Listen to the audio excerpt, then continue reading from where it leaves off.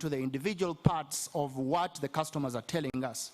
And where they've ranked us lowest, you'll probably notice is around products, which comes back to the fact that we can't innovate and give our customers new products because the only product that we currently can give is the one around retirement. So one of the big news for us, big deals for us, is the enactment of the NSSF amendment law, which will enable us to provide new products to our customers and hopefully give them something that they will be happy about. On the other side, we continue to improve the customer offering through self-service and giving them an ambiguity strategy that is working. For the very first time, we're able to introduce self-registration via USSD. What does this mean? It means that if you do not have a smartphone, you can still register yourself. We've also been able to introduce our smart chatbot called Sanyu. Please, every time you call in and you hear this wonderful lady or gentleman, he's probably Sanyu, because it is an artificial intelligence which can handle all our customer queries. We've automated the queue management system in all our branches.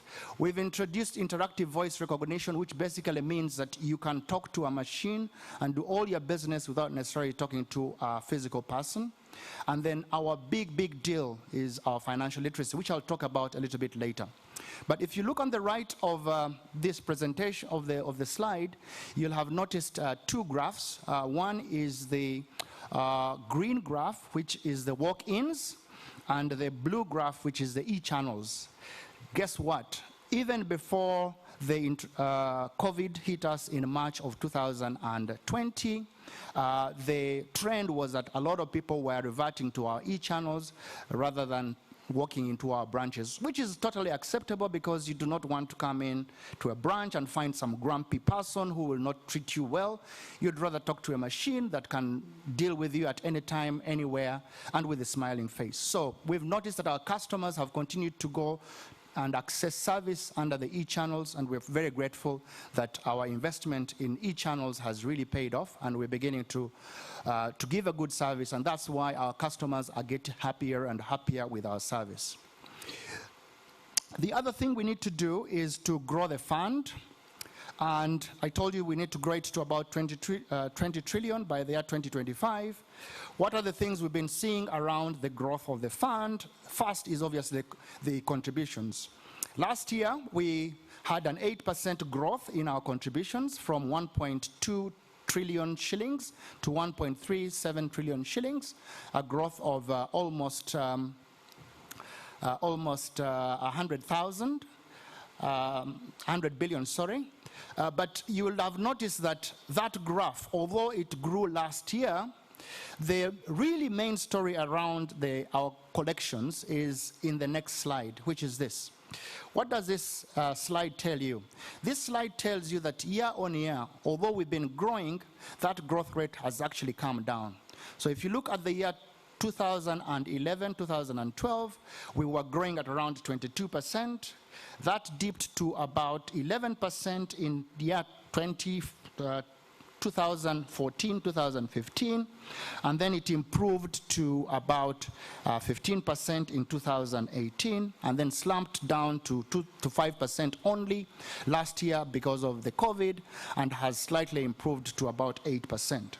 So the growth in contribution is slowing down over the years, and we believe that that is partly because the fund has matured, and a lot of people who would have normally subscribed to the NSSF, the new businesses are not growing as fast as they can. But the good news is that we grew faster than the economy, which grew at about 3.3%, and therefore our contributions did grow, but that growth is slowing down. So definitely the introduction of the new bill to enable us to offer new products to a new customer segment means that we are able to reinvent ourselves and hopefully provide new growth to the fund. On the assets that grew under management, we grew by about 17%, almost 2 trillion shillings, 2.3 trillion shillings, and you will have noticed that that growth was largely driven by investment income rather than contributions. You recall that our growth in contributions was only 1.37 trillion shillings. You will notice that our benefits reduced our contributions by about 632 billion shillings, which means that if you're looking net on net growth from our contributions, that was about 700 billion shillings, which means that the growth of about 2 trillion shillings means that our growth, of 2 trillion shillings, of the fund, means that that was contributed largely by the growth in income of about 1.3 trillion, 1.4 trillion shillings. Next is the performance on the income. Again, revenue grew quite considerably. If you look at that graph, you'll notice that we've been having an upward trajectory. Obviously, the greenish line represents the expenses, which, as you have seen, have largely been flat. So our expenses between last year and this year were a growth of less than 100 billion shillings, actually less than 20 billion shillings, from 153 to 167. But our biggest growth, as you can see, is around the income, which grew from 1.4 trillion shillings to 1.8 trillion shillings. And of course, who benefits? The members, because that is all then paid into the members as interest to them, which will be announced a little bit later on. So, one of the things that we continuously request from government is if we can ask for tax waivers on the investment income for the fund so that members can get this as well. And I'm sure the minister who is responsible for tax is in the room, and hopefully he can do something about it. So, how did we invest the money? I've already talked about this asset allocation. 78% of our member balance continues to be held in fixed income. It is a predictable asset class. The yields on the bonds tend to be known before we invest. However, the asset allocation has been able to sustain us through these turbulent times. You all know what's been happening in the equity markets, certainly before last year, and also what's been happening in the real estate market, where there's been a slump on returns. So certainly having a little bit of sure money, as we call it, in fixed income is a good thing. How have we done over the years? I think this is a very important graph for our members to understand that allocation is the most important thing. So if you look at the blue line, that is our fixed income asset allocation, which you'll notice that has been largely flat over the years. But what has been happening? Before the year 2011, 2012, we had a lot more money put in fixed income, in real estate. 15% of our asset allocation was in real estate. As you know, real estate in Uganda tends to be a little bit illiquid, one, and two, because of the turbulence that comes in the property market. The returns are not assured, and the only returns we get out of the real estate market tends to be revaluation gains. But see what has happened over the years. Because we were able to go and invest outside of Uganda, especially in the Kenyan market, in the equity markets, we've been able to increase our exposure to equities to almost 15%, at one stage 17%, but now 15%, and reduce our exposure to real estate. That shift away from real estate, of course, was attributed partly because of the slow absorption of funds in the real estate because of the procurement processes, but we also know that we progressively had to rebalance into the equities market in order to improve our returns. And as you've seen, the equity markets were our biggest savior this particular year. So definitely, allocation is a very important thing for us, and we do have a lot of models which we use to be able to determine what is the best way to allocate the investment, both in Uganda and outside of Uganda within East Africa. That's where we are on our real estate projects. The New Sky Changer in Kampala is about 70% completed. Pension towers will be available to the market towards the end of next year. Our prime project in Lubowa is about 80, almost 90% now. As I speak, it will change the face of that part of the city. And certainly we've got one or two other small projects which will also be good game changers. We've got the big projects coming up, the Bwebaja project of the government campus, and certainly our famous Temangalo, which will, I'm sure, be a very good relief for the storyline to change from the bad stories we used to hear about Temangalo. So that, again, is one project we are looking forward to. So, in terms of investment, I think that demonstrates that we've been able to really cover our members so that we have more assets to be able to pay them should they want their money, and therefore to say that the fund is solvent and there are sufficient assets to cover all our member fund and liability. So let's look at some of the things we've done over the last 2 years. A lot of these relate to changing the customer.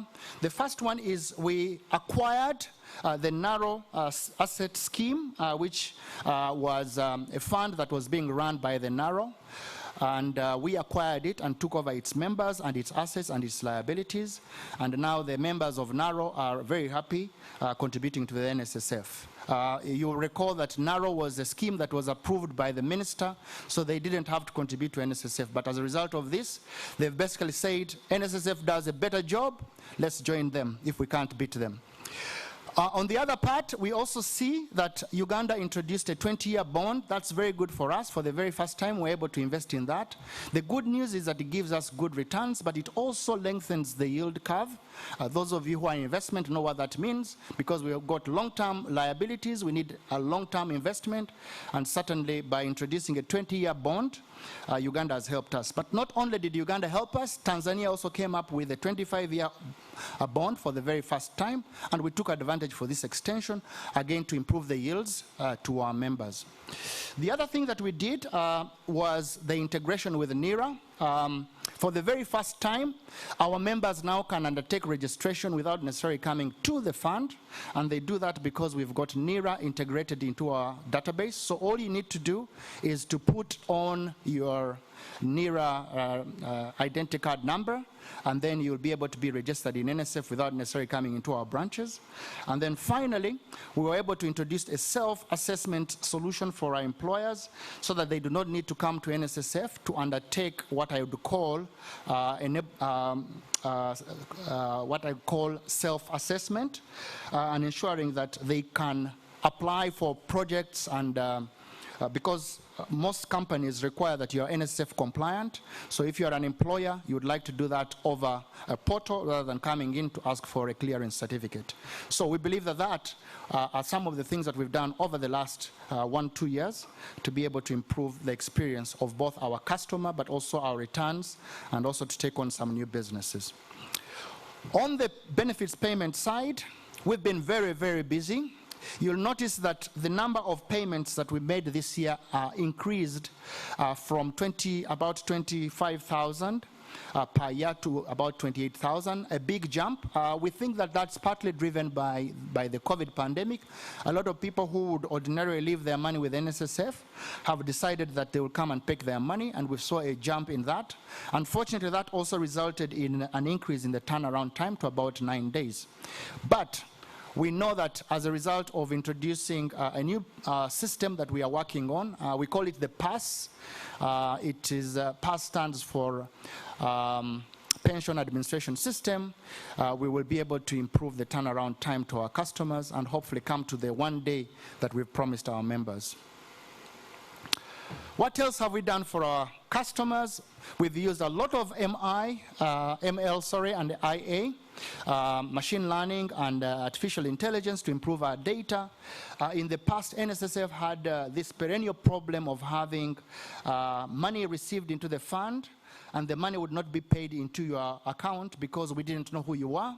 largely because you hadn't registered or your employer hadn't registered you, but they still remitted the money.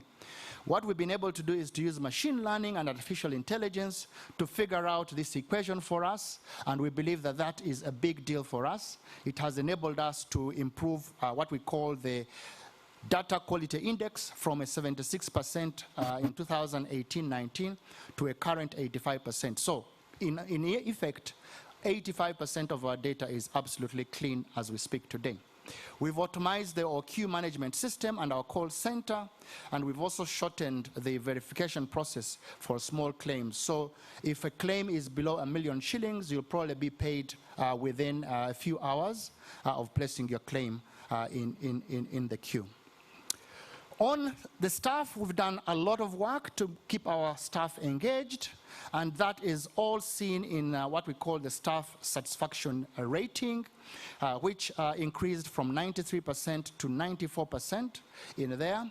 These interventions are around staff welfare and also satisfaction are beginning to pay dividend. Our main challenge has been in managing a highly portable young workforce. As all organizations know, our average age is less than 37 years, and therefore we need to keep these millennials happy, but also very productive. And we've been able to do this through benchmarking our salaries, making sure that our staff are paid very well in the market.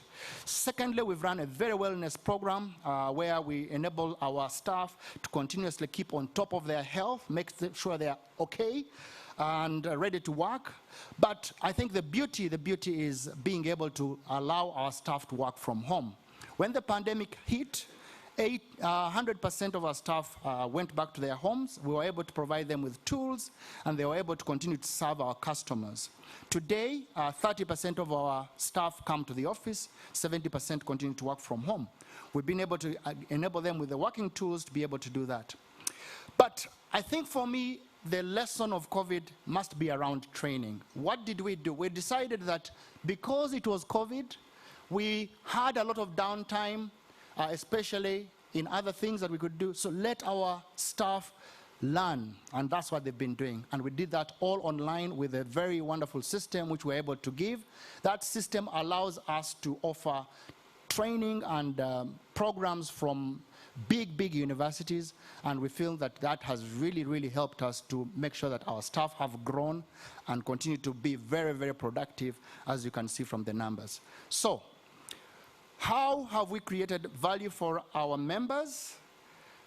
These are the results. You look at that graph. That graph shows you the 10-year average inflation rate, which is our benchmark. The blue line is the interest we've been paying. As you'll probably all know, the inflation has been dropping. It has been dropping. You notice that it was about 2% this year.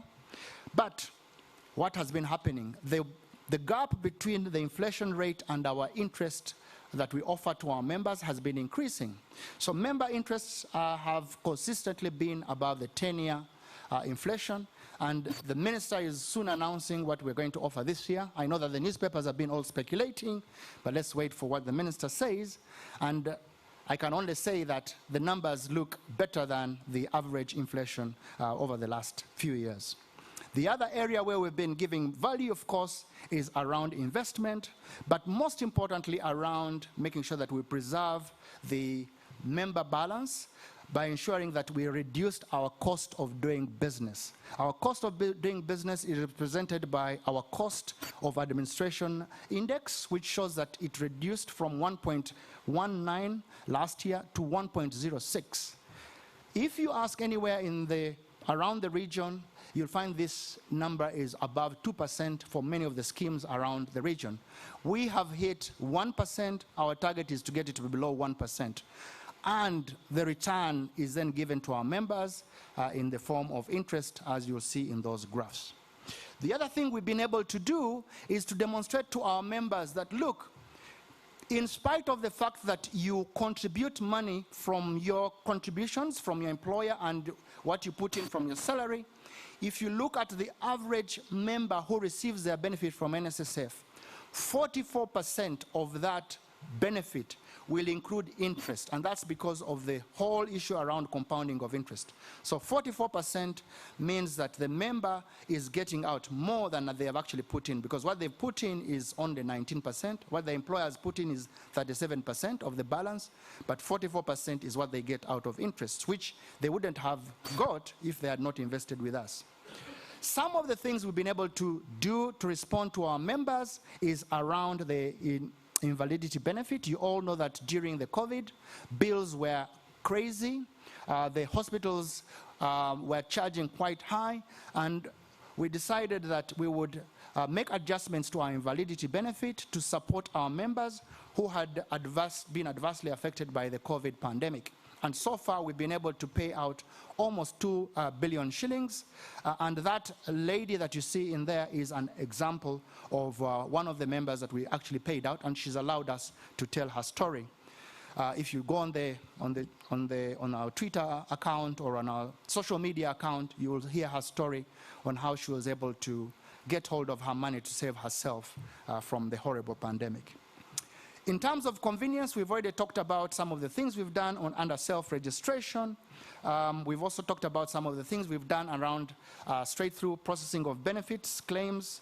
We can now do that online. You don't need to come into our branches to initiate a benefit, but also simple questions that normally come through the customer. Again, we are able to do through our AI chatbot called Sanyu.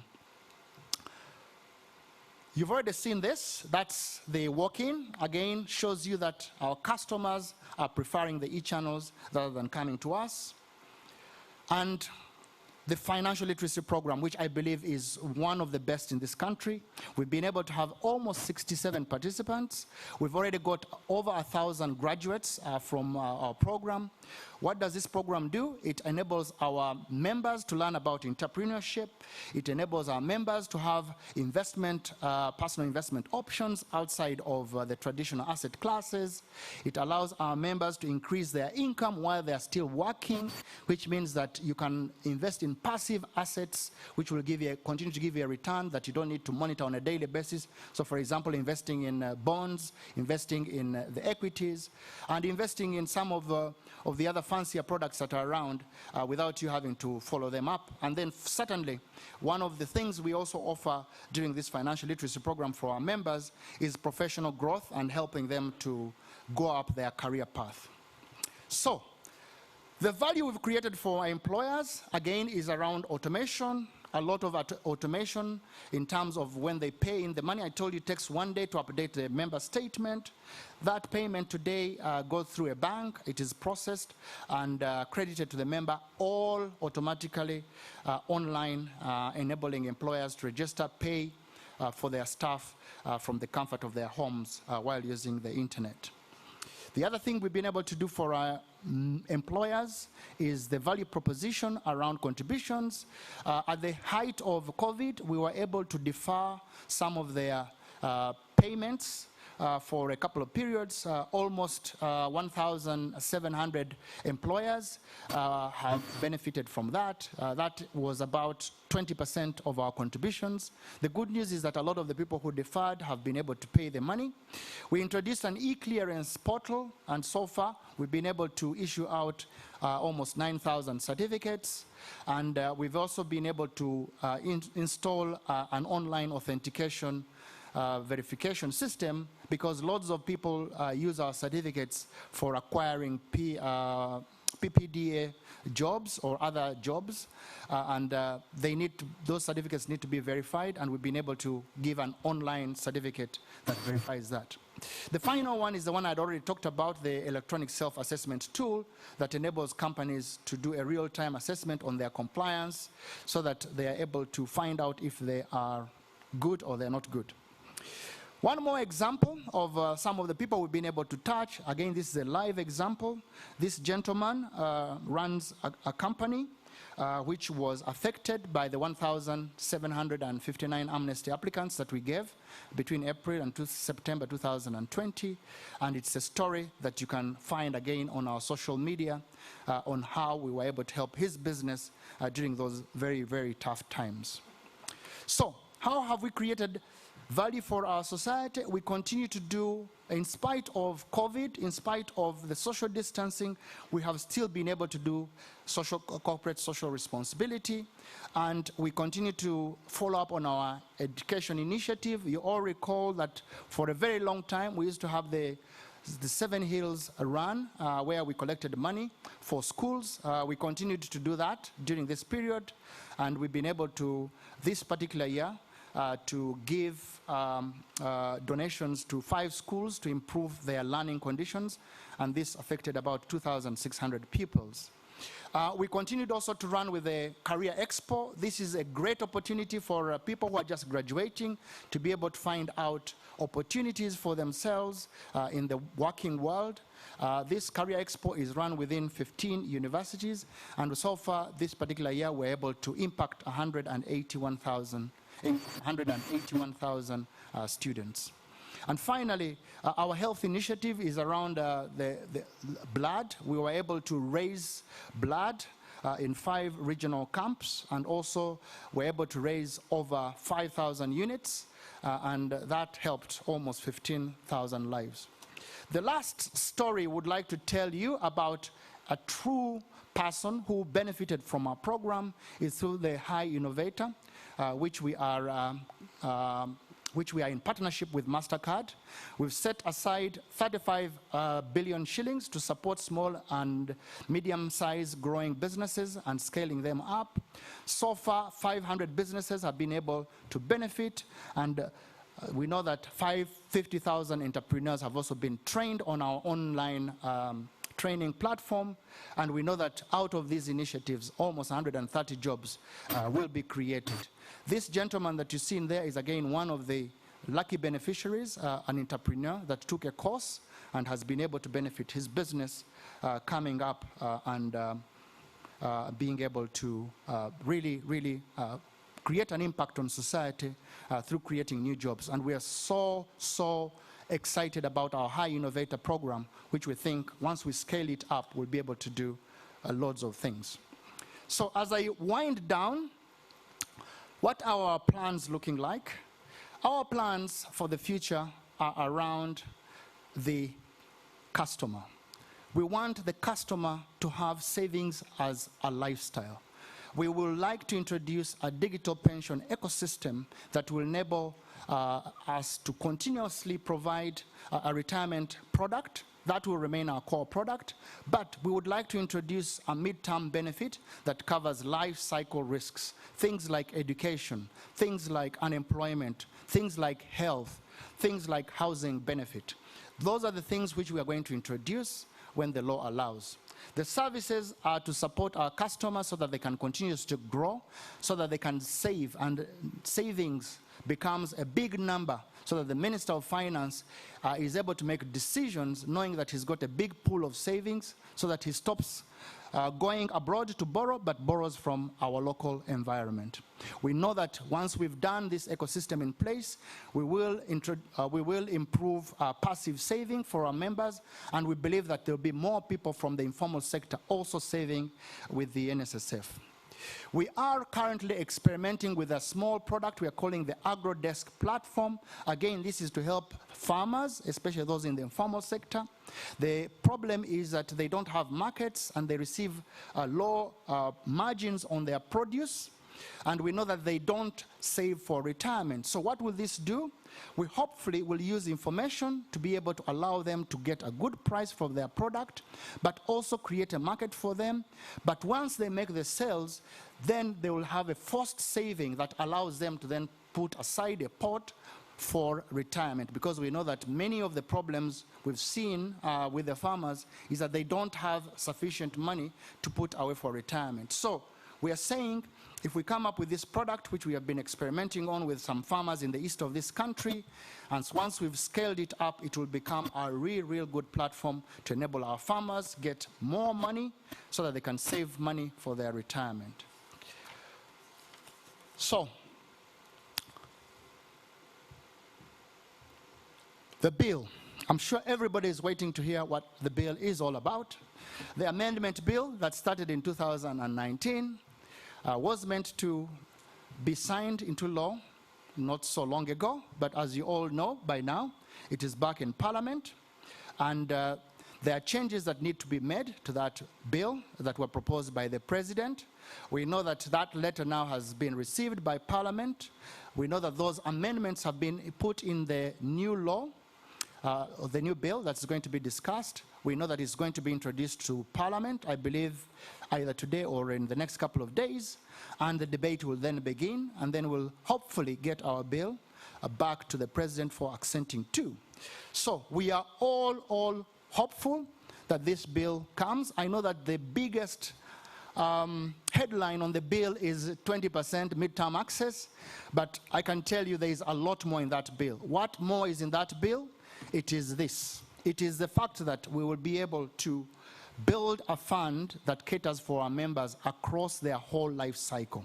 We'll be able to provide products for our members from their childhood until their old age and through their adulthood. So the needs we know that they will have are care, learning, skills, life, nutrition, food, security, employment and family, and then finally food, social security, medical care, respect and support. All those things will be provided by the products which we'll be able to provide out of the new NSSF Amendment Act. So I would like to conclude and say that COVID definitely affected our employers and some of our employees, and some of them have lost work. That is a shame, but as a fund, we have seen a reduction in the rate of growth of contributions from 17 to 8% over the past years. But the fund has been resilient and continues to create value for our members. The future is bright. The future is about making your savings count for a better life for you, and we believe that that life will be in investment, in insurance, in affordable homes, in great benefits, while securing a great future and a better life. Thank you so much, and you're welcome.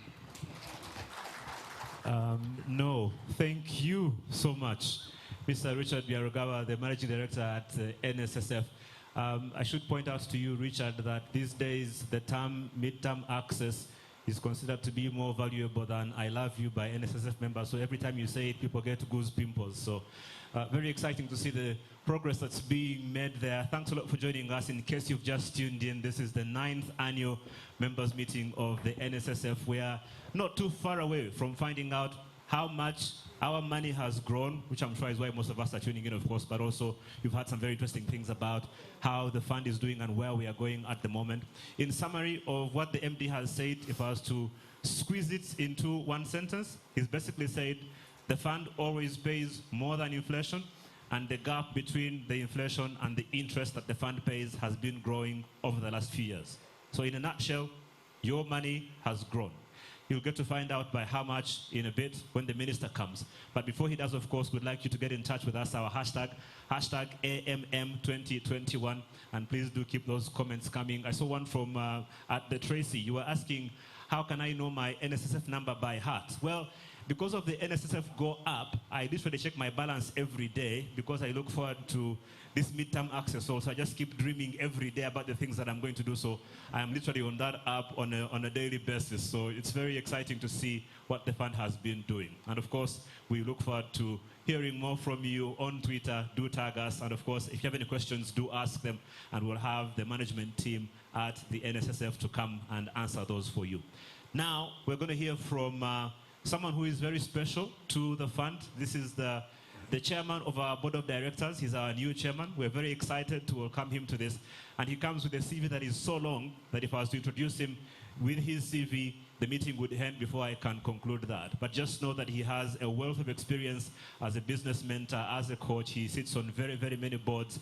He's the CEO of the CEO Summit. He's been doing something with the CEO apprenticeship program with the Strathmore Business School for more than 10 years, on top of being a member of very, very many other boards and associations.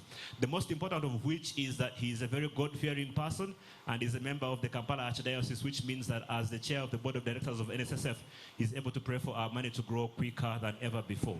Please welcome with me the chair of the board of the directors at the NSSF, Dr. Peter Kimball. Okay, thanks very much for, I don't know whether it's a very kind introduction or charitable introduction. First of all, I would like you to join me in thanking the Auditor General for the most important and reassuring statement that he has shared with us this morning, and also the MD, Richard Byarugaba, for taking us on the journey of good promise. Both of them deserve a clap. Can we clap for both of them? I'm going to be here for a very short time. I know everyone is waiting for the minister to announce everything we are waiting for today. So I'm just going to achieve a couple of things. Number one is to introduce my colleagues on the new board, to also thank my predecessors, especially the chair, Patrick Kaberenge, my colleague and friend, who led the management team to deliver, first of all, to create, capture, and deliver this stellar performance that Richard has shared with us. I would also be talking about the promise that we are making as a new board. But more importantly, I will also be launching a very important report at the end of it, and the minister will be here to announce most of the important things that we are waiting for this morning.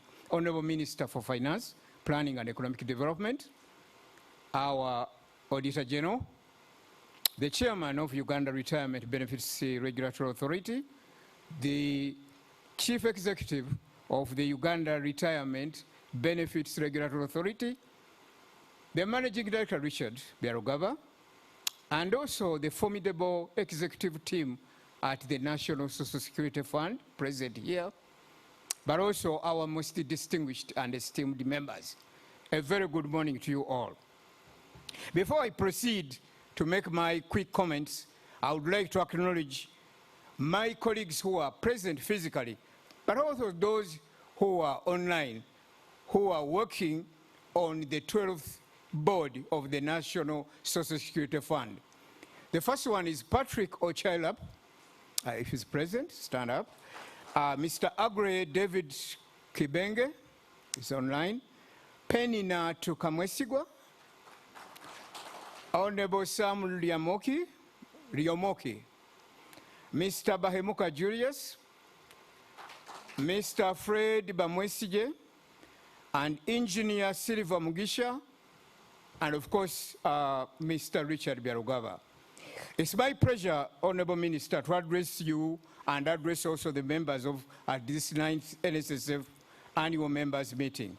It's my hope that you are all safe as we battle, we as humanity battle COVID-19, unprecedented and extremely virulent. There is little doubt that in the last financial year, there was a lot of challenge, both at personal and institutional levels. Several businesses experienced, first of all, financial shocks, demand shocks, but also supply chain disruptions, and obviously cash flow constraints. Members, our distinguished members, your fund was not completely exempted from the economic distress. But like you, our members, both at your individual and also work life, the fund has made commendable growth through resilience, comeback power, and also adaptability, which is bounce forward capacity. As the managing director has competently laid out the journey as it has been, we new board members have found one philosophy at the fund. And it's also a saying in Africa, that in Africa, we don't wait for the storm to pass. We just learn to dance in the rain. So whatever else is happening, the fund just has to persist. To the fund, one philosophical dimension they have is lockdown doesn't mean stand still. No, it's pursuing the logic of the future as opposed to the logic of the past. In other words, knowledge becomes less important than the capacity to imagine and imagine the future. This morning, ladies and gentlemen, I would like to touch just two broad areas. The first one is to highlight the board's accomplishments, which I think the managing director has ably outlined a few minutes back. And secondly, and most importantly, is to focus our attention on what we promise in the next financial year. Honourable Minister, the accomplishments of last year have been outlined very well by the MD. The board has demonstrated, the outgoing board, the board that was led by my friend Patrick Kaberenge, demonstrated not only oversight, but exceptional insight and exceptional foresight, the capacity to imagine. Working studiously with the management, they have delivered exceptional performance culture and also performance value. The fund registered growth in the following areas. Assets under management, I think this has been already mentioned, 17% growth from 13.3 trillion to 15.5 trillion as at June 2021. Total comprehensive income went up by 25% from 1.4 trillion to 1.8, almost 1.9 trillion. Member contributions increased by 8%. Benefits also paid out increased by 29%. And the cost of administration also improved by going down a lot more from 1.2 almost to 1.03. In addition, the fund's record of value creation through protection of member savings against the inflation. Members present in this forum, your funds are safe and secure, and they are growing irrespective of circumstances. Important to note also, the fund's assets under management are greater now than the total members fund, which means that the fund can actually meet all its member obligations in the short, medium, and long term. Our distinguished predecessors worked with the management to make a meaningful contribution towards the realization of the reforms. And at this point, I would want you to join me in thanking His Excellency the President in a very special way for his guidance, given the very contentious clauses that were in the amendment bill. Now that the previous amendments or the previous impediments to the amendments to the enactment of the NSSF bill have been resolved, we look forward and implore Parliament to exercise their exceptional degree of speed and promptness to consider the revised bill so that the President can assent to it without further delay. Our focus as a new board going forward, the 12th board will focus on the following. Three. The first one is quick and speedy and expedited conclusion of the legislative reforms. As soon as the President assents to the bill, we shall expeditiously engage our Minister for Finance, Planning and Economic Development to publish the regulations.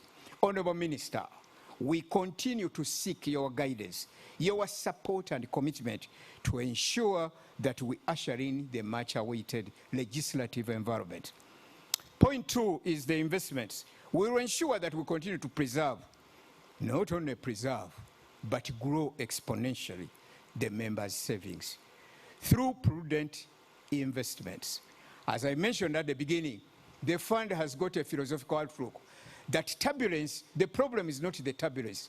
The problem and the challenge is to look at the turbulence with yesterday's logic. We focus on the creative imagination of the future in the area of capturing and delivering exceptional value to the investments.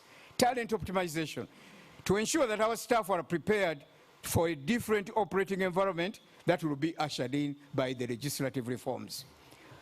Honourable Ministers and members present, we pledge to fulfill our fiduciary responsibility, which simply means that the board will act in a way that benefits members of this fund. We are also mindful of the fact that the fund exists for the benefit of the country at large. So it is twin responsibility to members, but also to the country at large. On this final note, therefore, please join me in launching the National Social Security Fund Integrated Financial Report, which is launched at this point and at this time. Honourable Minister and members, it's now my wonderful pleasure to join everyone else to invite you to come forward, Honourable Minister, and make the earth-shaking announcement to all members. Thank you.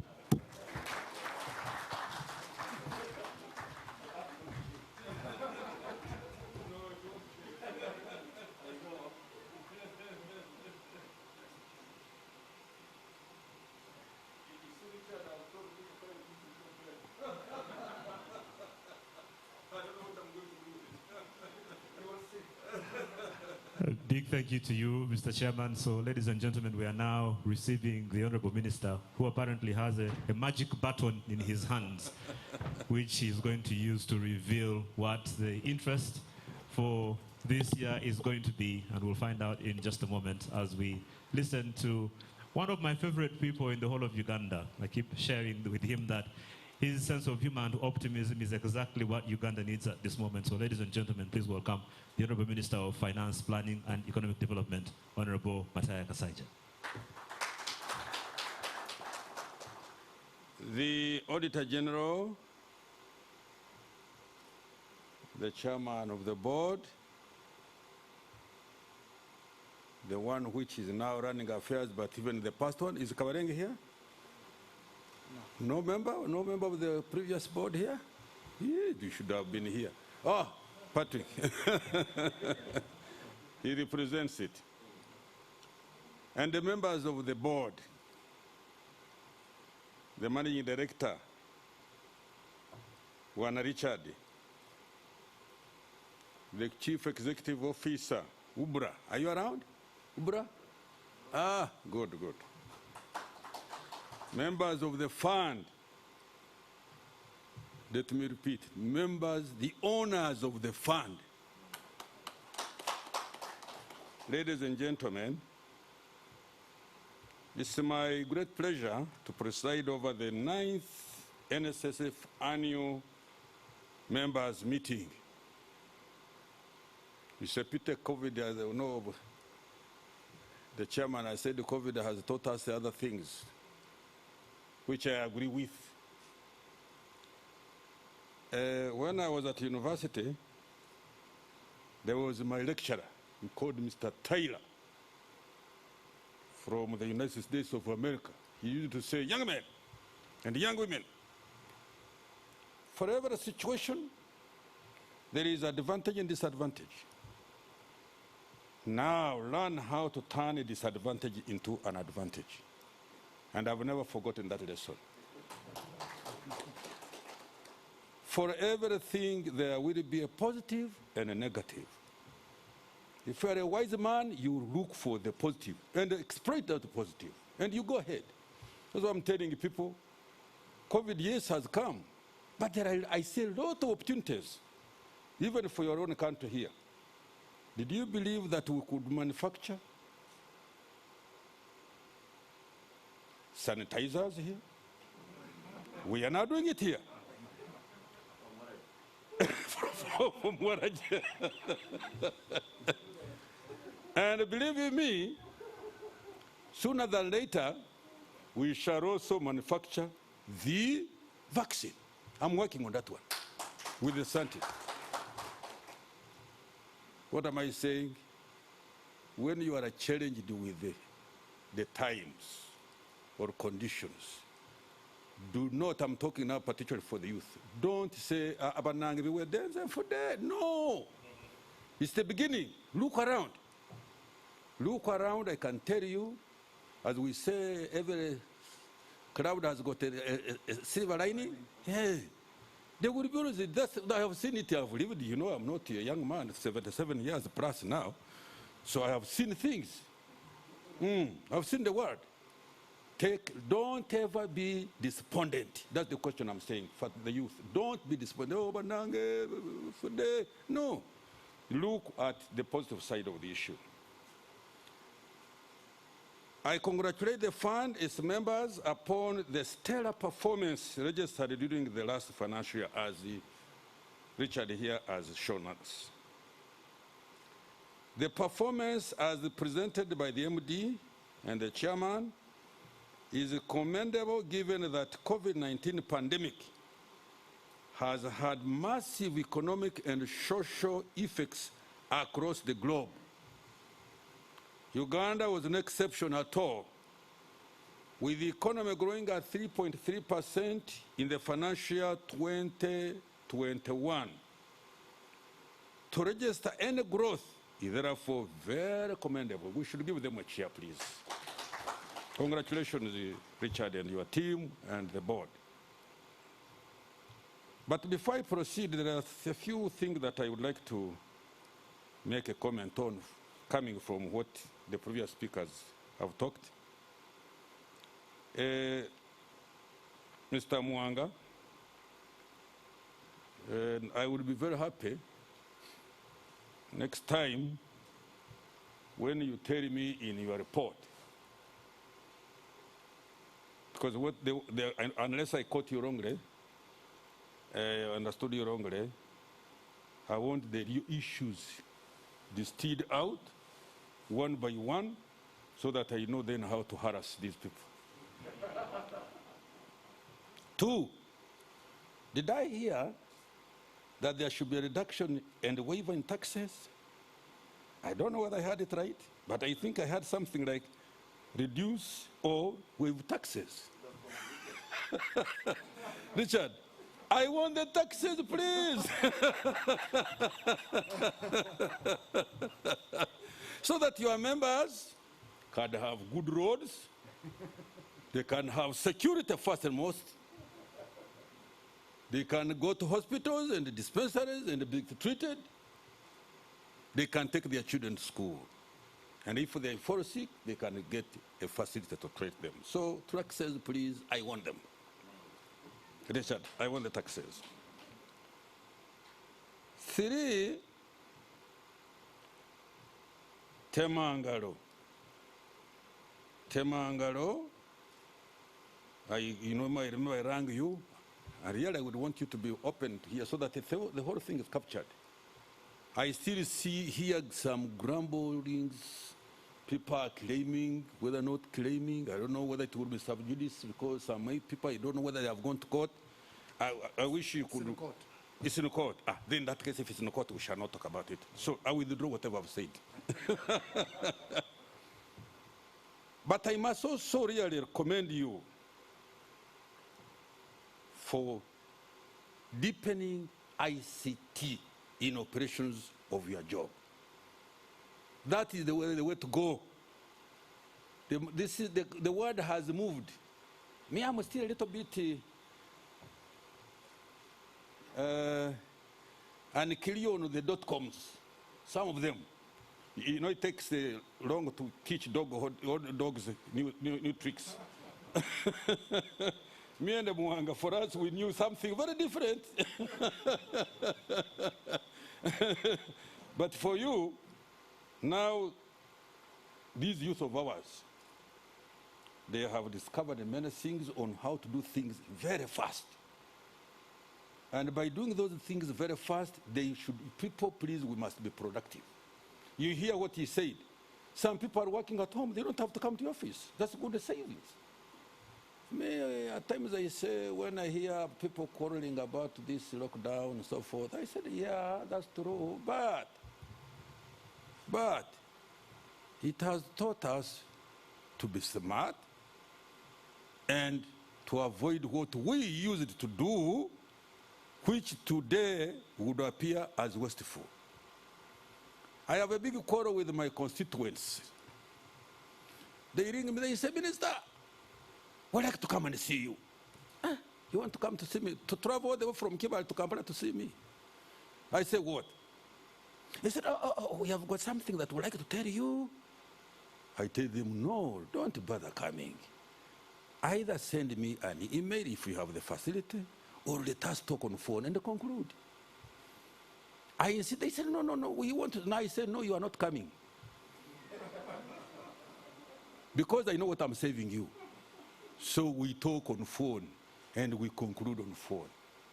I have saved him money of transport to come from Kibale and come to Kampala. I have saved him money for accommodation and feeding, which eventually they will turn to me to talk in my pot.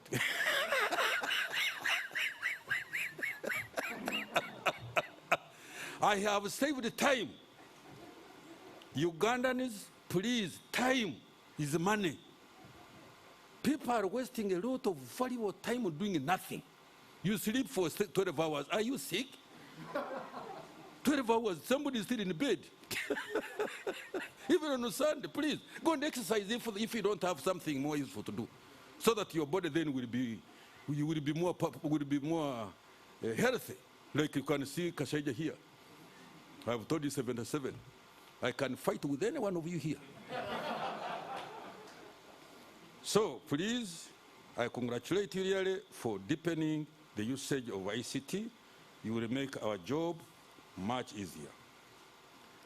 I would like to emphasize 3 key issues before I perform the mandatory requirement of what everybody is waiting for. 1, resilience and stability of the fund.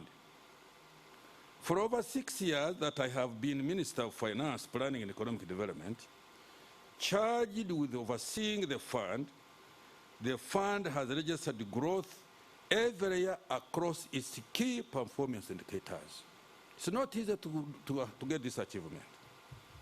I am aware that this growth is not by accident, but has been born out of a deliberate vision and a strategic focus. So, Richard and your team, I congratulate you. I would therefore like to applaud the board and the management for a job well done. The NSSF bill, the MD and the chairman have both mentioned the NSSF amendment bill. I therefore advise management to ready themselves to tap into the opportunity that will be presented when the bill is eventually enacted into law, and it's coming to be enacted into law. Let me touch on the opportunities briefly. 1, coverage extension. Every employer, including those employing less than 5 employees, will be eligible to contribute to the fund. 2, value creation for members. The fund will also have the mandate to innovate new benefits for its members. You heard here in the strategic plan. 3, exponential growth of asset size. The fund will have latitude to collect even more savings from mandatory members in form of voluntary, on voluntary basis. The challenge I throw back to the chairman and the MD is to ensure the fund is ready to tap into the opportunities created. But I think from their strategic plan, it seems that one they are already addressing. I pledge my support in ensuring that this legislation is fast-tracked, I can tell you. Now that the president has returned, it delayed a little bit in State House. We are going to be in Parliament there, and we shall talk to the Speaker and everybody else and the members of Parliament. I'm a member of Parliament, to get this law out of our way so that now it can put the rest to history. After all, there is consensus on almost every clause now, and the bill will be beneficial for all parties involved. 3, protection of members' savings. Although inflation is now under control, below 4% over the last 4 years, it is utmost importance that members' funds are protected against effects of inflation in the medium and long term. I'm therefore happy that the fund has consistently paid members a very competitive return over the last decade.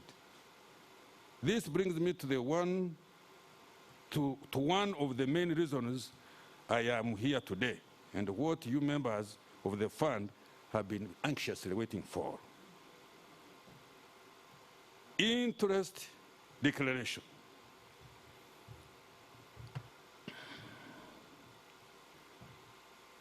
In exercise of the powers conferred upon me by Section 35, Part 2 of the NSSF Act, I have now the pleasure to announce the following interest rate.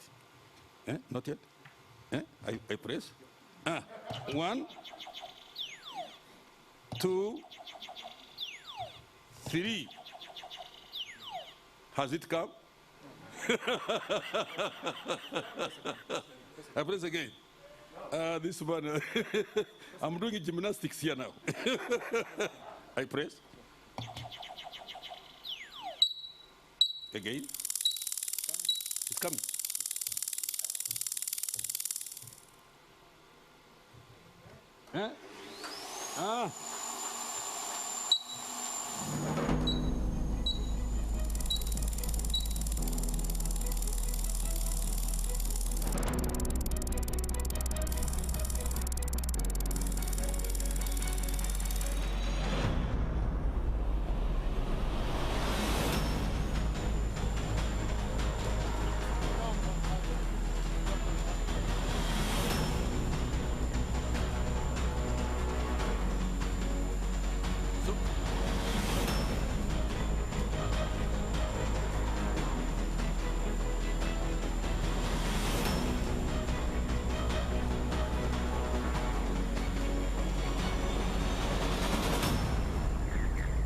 There you have it, ladies and gentlemen. Your interest rate for the financial year 2020-2021, 12.15%. I think we should clap even louder. I know those of you who are watching at home should be very excited about this, and a big thank you to the Honorable Minister of Finance, of course, Honorable Kasaija. I hope you're excited about this number, Honorable Minister. Thank you for delivering this in such a difficult time. Let this come from my own mouth. I have the pleasure to declare an interest rate of 12.15% to be paid in interest to members of the for the financial year 2021. The new rate, this new rate equals to shillings 1.52 trillion shillings. It's above the 10 years average rate of inflation, which currently stands at 5.43%. It is one of the most competitive rates in the market this year. As provided for in the NSSF Act, this new rate will be calculated and credited to the balances of outstanding in every member's accounts as of 1st July 2020. I would like to congratulate NSSF board management, I've said that already, and staff once again for a stellar performance. In the same vein, I congratulate all members of the fund for saving with a fund that preserves the members' funds' value. And let me conclude. Please save money. I will repeat, save money. Ugandans, we have a bad culture. We don't want to save money. Those who are in politics, for those who are in politics, I will tell you my stories I see down there. You give a man 100,000 shillings. That's the of water. You say, okay, the man makes sure that he spends that money before even he goes back home. Finished. He'll go to drink alcohol, he'll go to buy meat, finished.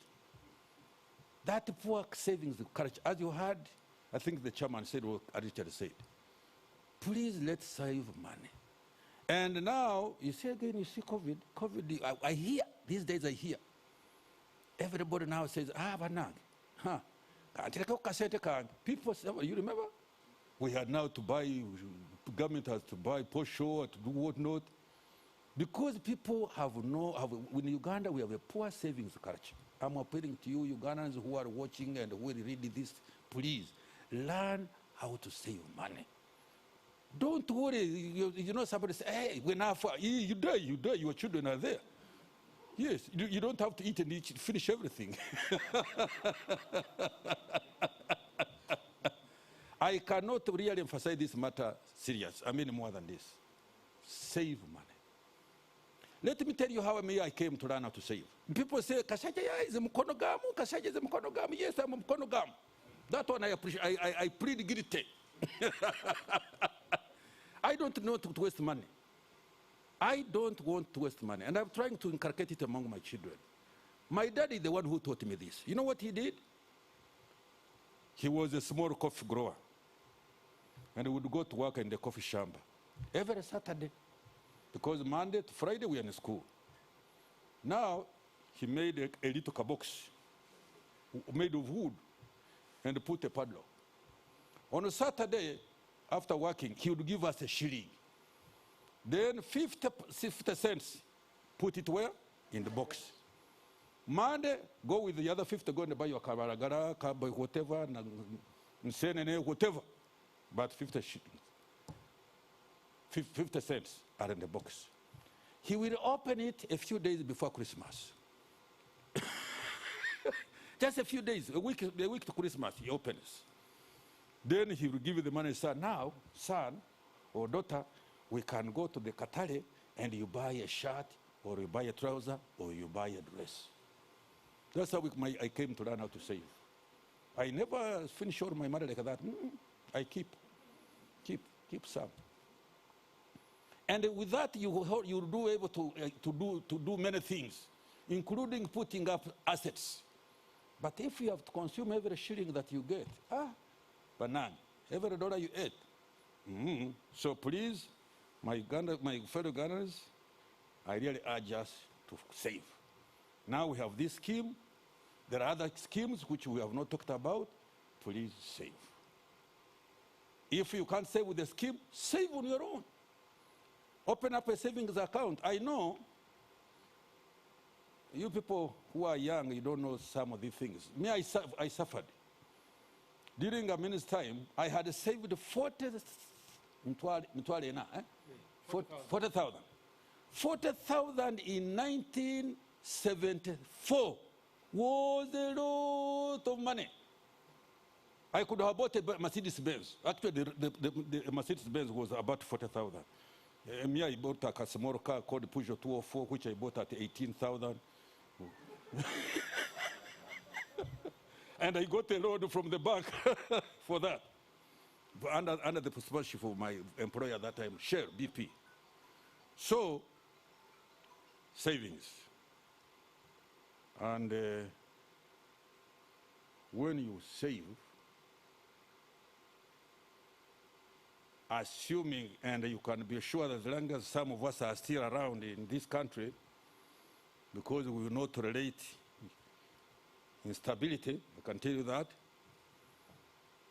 as would happen during a minute's time, because when Amin kicked away the Asians, the economy, inflation up.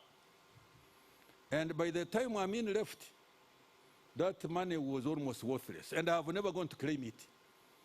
40, that was a lot of money. Now that we have a stable economy and a stable government, that I must give you assurance of. We have a stable government, we have a stable economy, please let us save money. With those so many words, I wish to congratulate all of you.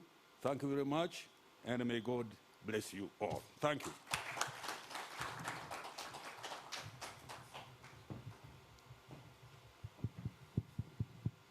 Thank you so much, Honorable Minister.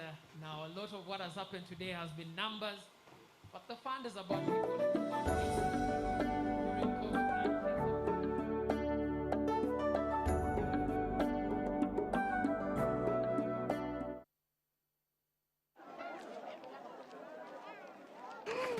During Do your gums hurt? Yeah. Does your toothpaste contain sage, eucalyptus, myrrh, chamomile? All that in one toothpaste? Yes, try Colgate Herbal. Colgate Herbal contains nature's best herbs and Colgate's fluoride technology to give you strong teeth and healthy gums. Ah, Colgate Herbal. Colgate Herbal for strong teeth and healthy gums naturally. Now introducing new Colgate Charcoal Gently Clean for a naturally fresh and clean mouth.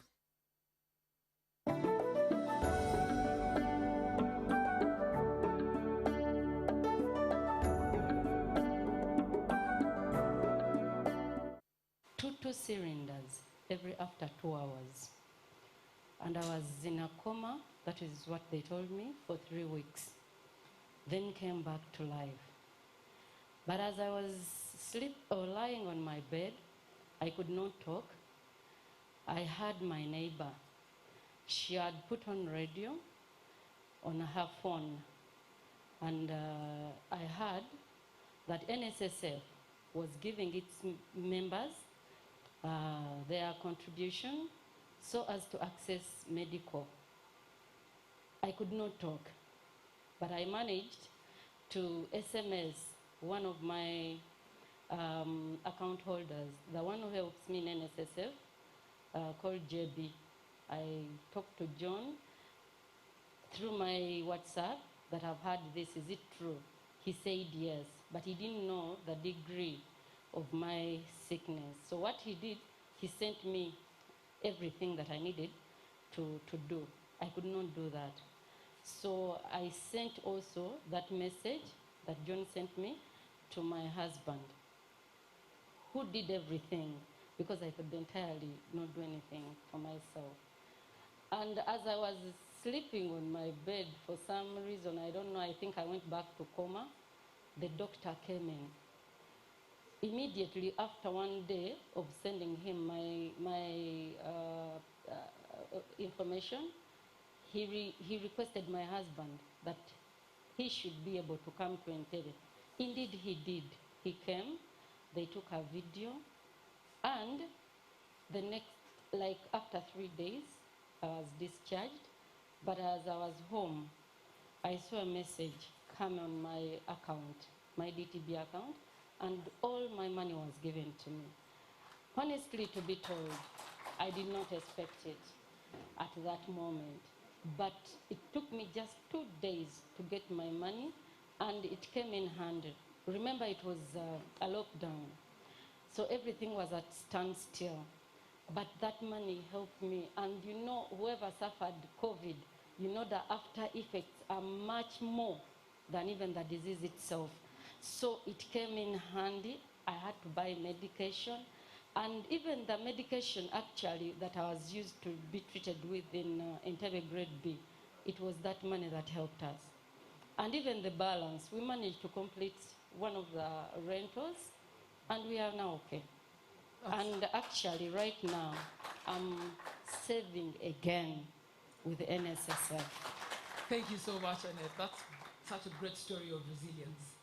What message would you send to the board and management of NSSF who have to make these tough decisions on a day-to-day basis, but also to other savers in NSSF who might be suffering from COVID-19? Most people did not know that that money would help them at a certain point, because they know they get it only when they're at 55, right? But I would urge the entire working community at least to volunteer to save, because right now I'm saving again. Actually, even the money I used to save, I've increased it because I know I'll benefit at a certain point. Then I would also just extend my sincere thanks to the management, because at least many people were saved with their money, with their savings. It brought people back to life. You know how expensive medication was at that moment, because I personally, I could spend 280 to buy medication, between 200 and 300 for a particular day. So without that money, I don't know how I would be. Yeah. All right, thank you so much, Annette. A round of applause for her as she goes back to her seat.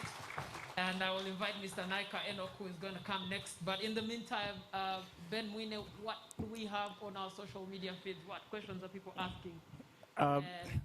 Some very interesting ones, Raymond, including the Honorable Minister challenged anyone in the room to a fight. Honorable Minister, it's my pleasure to announce to you that there are some people on Twitter who have said they would like to take that challenge. In keeping with our idea to make money for members of the fund, I would like to propose to be the promoter of this fight, which we shall make it a pay-per-view fight. And the proceeds shall go to the members' accounts so that we can increase some more money. So yeah, I should warn our viewers, Raymond, that I have seen the Honorable Minister jogging, and I wouldn't take his threats very lightly. He has potential to actually throw a punch, so you want to be careful about that. We do have a lot of feedback coming through on Twitter, and some of these questions, of course, will be being answered later on by our MD and the NSSF management team. One of them, interestingly, is about Sanyu. They're asking if Sanyu is going to be able to speak more languages than English, so I'm sure that's something that we'll probably pick up on. Some of the other questions are a bit more technical about the loss, of course, of value because of our currency and its appreciation against the Kenya shilling and what's been going on there, Raymond, and some other questions that we will be picking up on as we go along the way. But of course, at the moment, we're hearing some more incredible stories from some of the beneficiaries that Raymond is talking to, and I believe he has someone else right now. Thank you so much, Ben. I offer to be a co-promoter for that fight. I also need to increase my savings. But right now, let's talk about the punches that NSSF has been throwing in the SME market. And with us, we have Mr. Enoch Naika. Mr. Enoch Naika benefited from the High Innovator Fund by NSSF. Enoch, just briefly tell us your story with the High Innovator Fund and how NSSF helped. I got to know about the NSSF High Innovator program through, let me introduce myself first. My name is Naika Julius. That I lead the team at Farmnera that's building Africa's largest farmers marketplace, where they can easily source for genuine, quite affordable farm inputs, provide last mile delivery, e-extension services, and also produce market linkages. And I got to know about the Innovator Program, NSSF Innovator Program, through the Innovation Village that informed me about it, and I had to apply in 2019.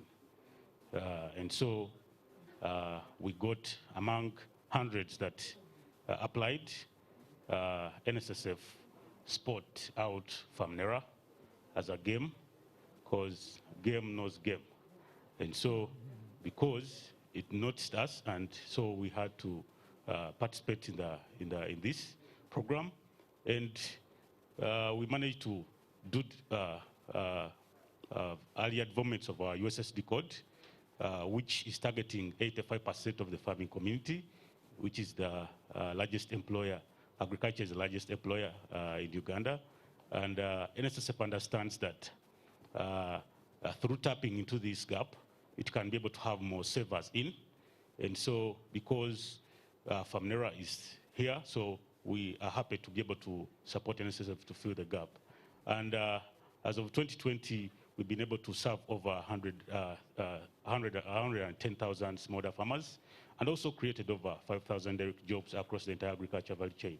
So with this Innovator Program, we're very hopeful and happy that we're going to work together with NSSF and be able to close the gap, especially volunteer savers who are in the agriculture sector, primarily in rural areas. So, and we are happy that we are in a partnership, relationship with NSSF. Yeah. You work in a sector which is one of the biggest sectors that employs most of the Ugandans. What kind of technical assistance did NSSF give you that helped you appreciate the kind of problem you're dealing with in that market?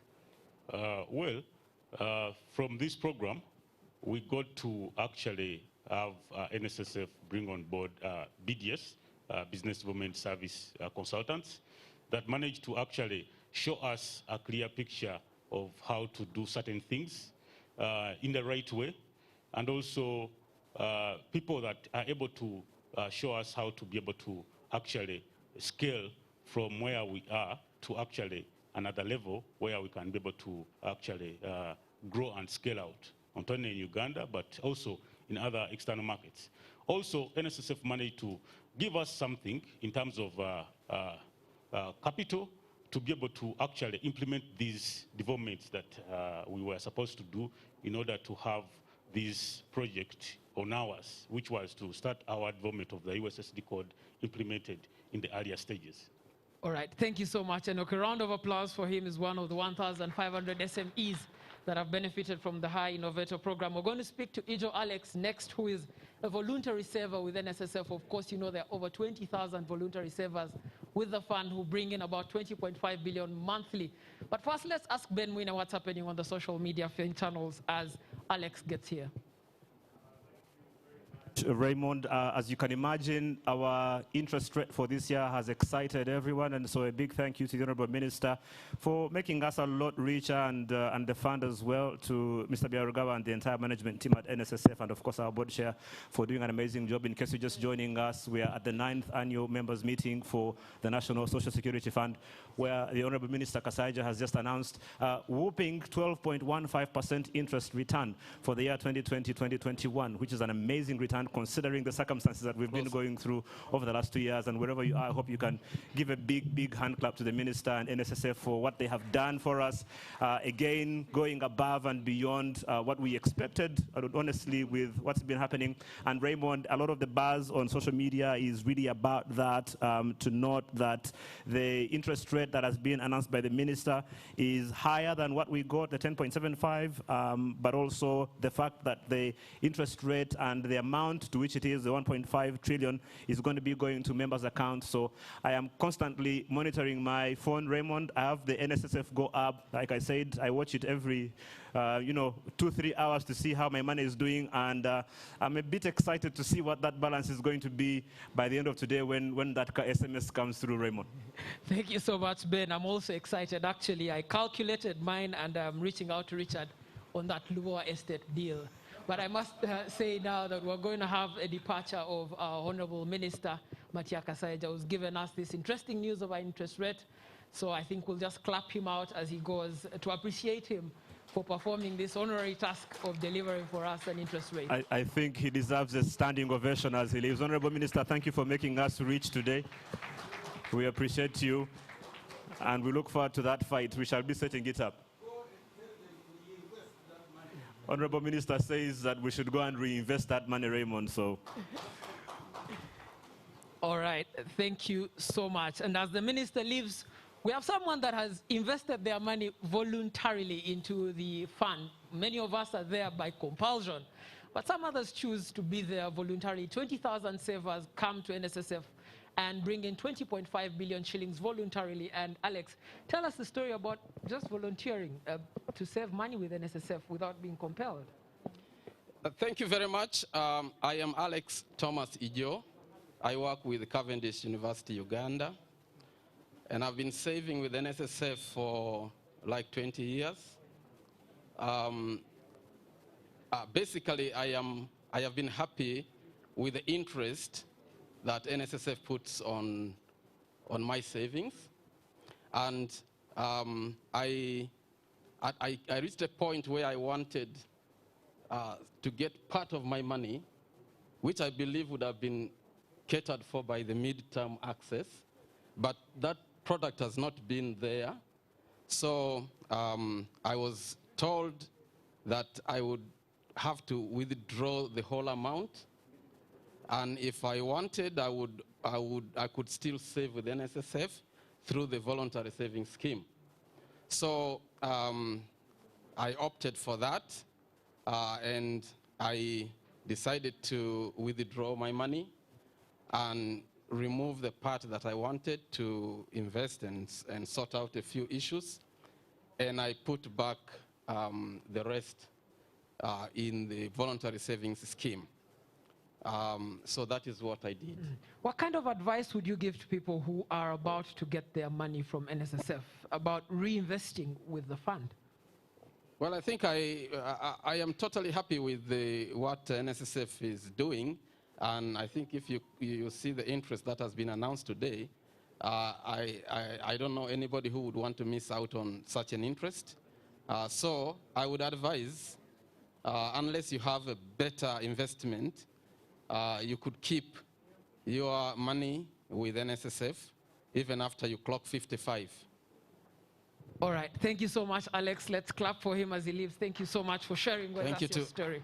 Of course, with the interest rate declared by NSSF, only illegal money lenders can match that interest rate, and that's not allowed under the law. So the best place to keep your money is with NSSF. I have just one last person, Kintu Aquaman, who is a financial literacy, who benefited from NSSF financial literacy program, and he together with about 67,000 other people benefited from that program. So if Chintu can come and we have a conversation about benefiting from the financial literacy program of the National Social Security Fund. Of course, NSSF doesn't just save and keep your money and pensions, it also helps you understand how money works. So Chintu, thank you so much, first of all, for agreeing to speak to us today. But do tell us, what was the financial literacy classes like for you with NSSF?